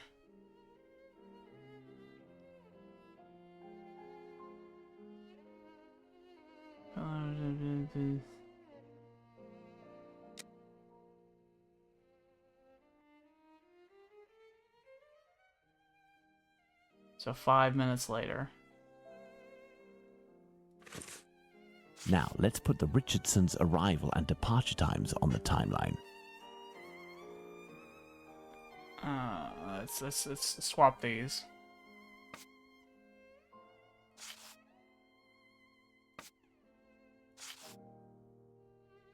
Despite the great respect I have for Dr. Phillips and the value I place on our friendship, my deepest conviction is that both of you are mistaken, and that Richardson is in the right, and that these two testimonies put down in writing have real worth.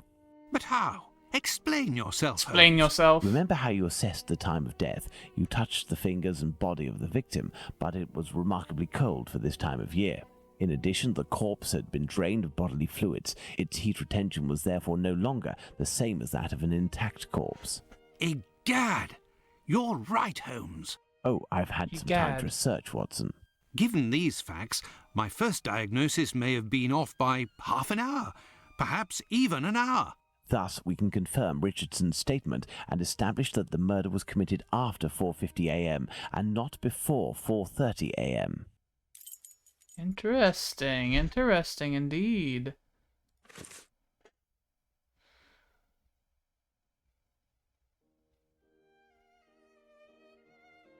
She passed by 5:30, when she saw... Now, for the most important part, the testimony of Miss Long. She claims to have seen a woman speaking to a man near 29 Hanbury Street sometime around... What time, Watson? 5:30. Let us assume, therefore, that Miss Long's testimony is, as is most certainly the case, true. She places her meeting with the victim at around 5:30, claiming to have heard a clock chime on the half hour at the moment when she enters the street.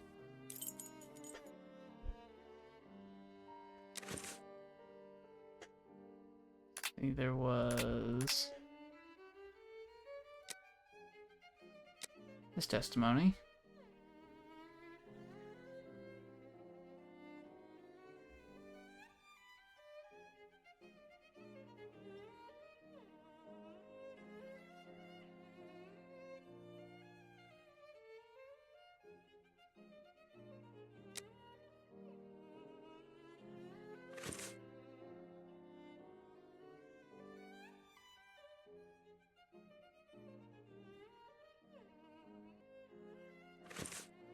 Let's see. On the morning when it got up at 5:15. Our next witness is Albert Kadosh.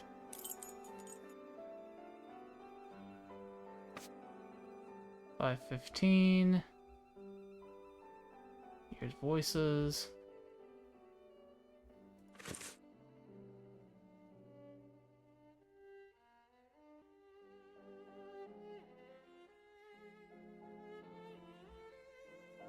So 5:20.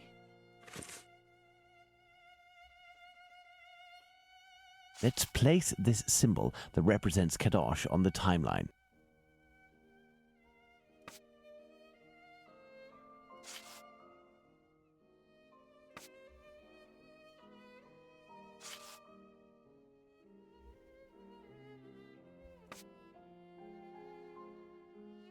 And then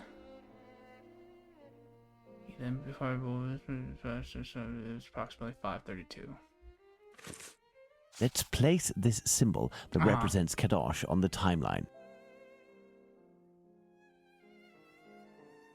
Kadosh leaves the garden, enters his house, then leaves for work, seeing the clock on the Spitalfields church showing 5:32.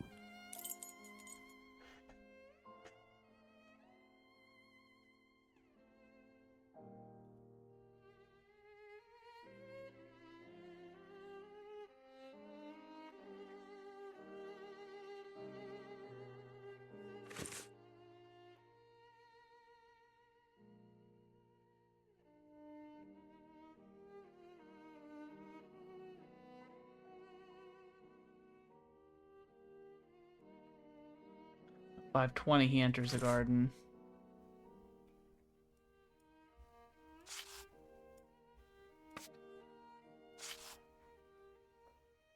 Albert Kadosh goes down into his garden at approximately 5:20, and on re-entering his home, hears voices in number 29's garden.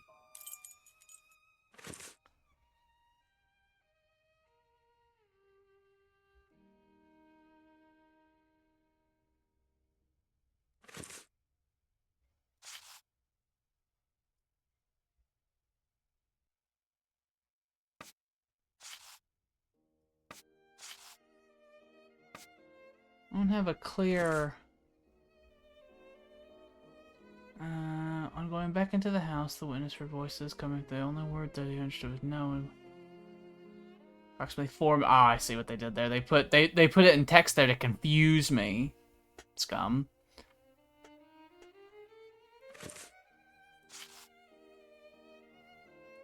Kadosh goes back down into his garden approximately 4 minutes after having left it, and hears the sound of an impact against the wooden fence.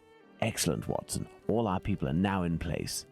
Yes, but Holmes, Miss Long claims to have seen the victim at around 5:30.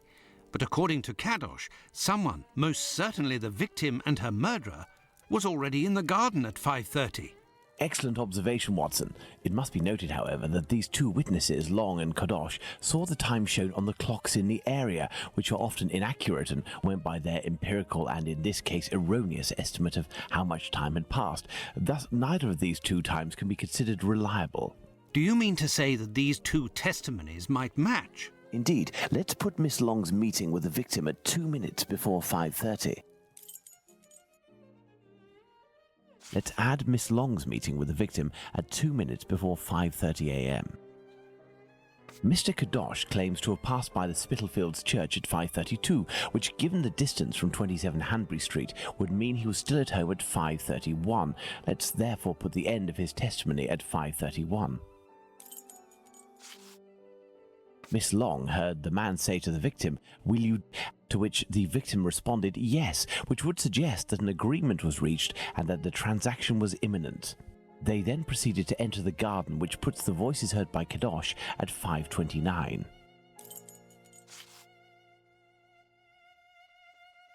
We had thought that Kadosh had left 27 Hanbury Street at 5:31 after having heard an impact against the fence.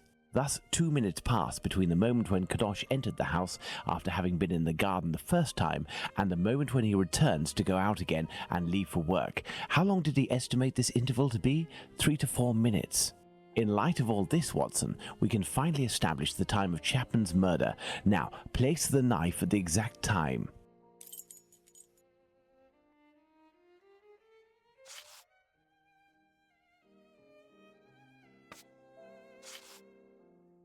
Now then, taking into account that the local clock isn't exact and that a young man was off by a minute or two in his estimations of his comings and goings, we can confirm Miss Long's testimony and place the time of the crime at approximately 5:30.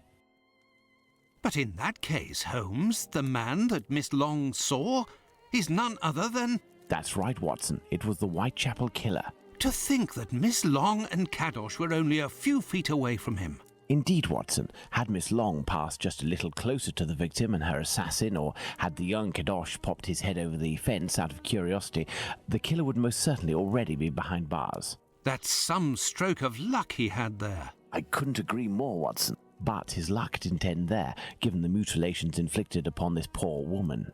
What must be considered above all is the killer's obvious wish to remove one and only one specific organ. His surgery pinpointed the exact spot, avoiding superfluous incisions. This suggests the man possesses at least a minimal anatomical knowledge. Are you suggesting a doctor or a butcher? Perhaps, but the possibilities are still too broad to conclude with any certainty. Now for the motive. Despite my almost complete lack of practical experience on the subject, I have a rather precise idea of the usefulness of a uterus and a vagina. Nonetheless, once they are separated from their usual envelope, I am more circumspect as to the uses one can make of them. What do you think, Watson? We need a board, Watson. The hell are we gonna do now?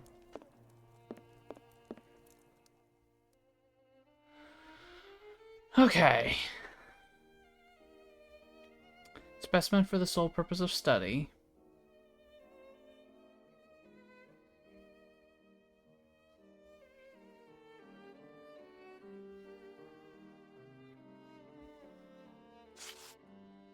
Perhaps it was intended as a study specimen. I have little faith in that theory. Hardly anything was taken Yeah, from the I box could from a say victim. that. I could say that the actual investigating is like way better in this one than the other one, than any of the other ones. The UI is just not great. It's really not great. And so far, every time they've made me do a puzzle, it's been wretched. So I hope that they don't make me do more puzzles, because they're wretched.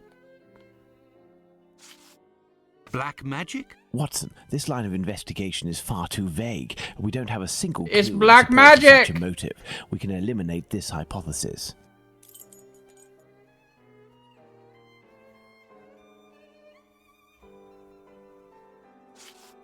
Money, quite simply. Even if this motive seems incongruous, we're in no position to deny or affirm it until we know whether a market for human organs exists.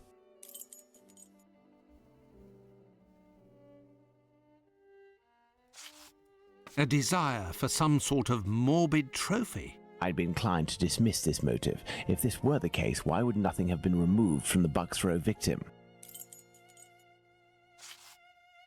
Holmes, what if it was cannibalism? Even if the idea is unbearable, we can't ignore it as a possibility.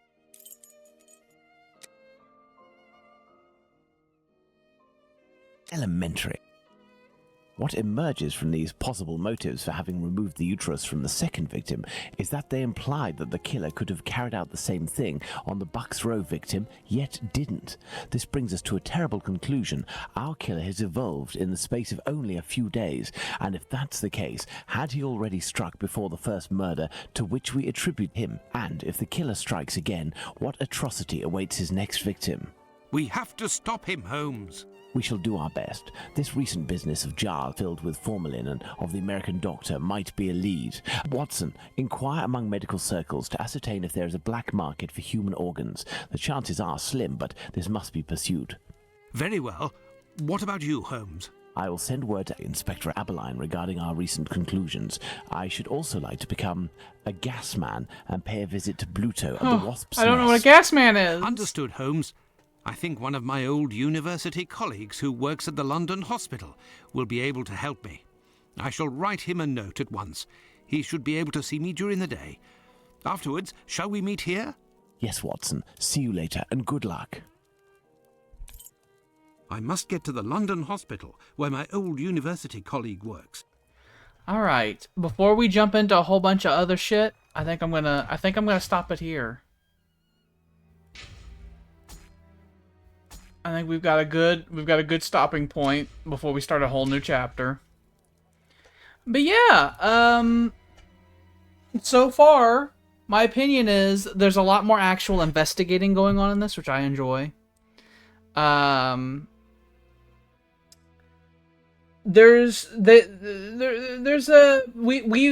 seem to have moved more away from the typical adventure game, grab a thing and then put a thing on a thing, and instead have moved towards the more RPG aspect of talk to a person who wants a task, you then have to talk to another person who needs a task, and then another person who needs a task, and then you do them all in order to get the original task done. We've altered into that genre of problem solving, which I'm fine with. At least we're not fucking being lost trying to put a thing on a thing all the time. There's more logic going on. There's still some villainy. There's some, like, I've noticed in some of the evidence that they make me look at, they do just a little thing to just intentionally trick you, little bastards.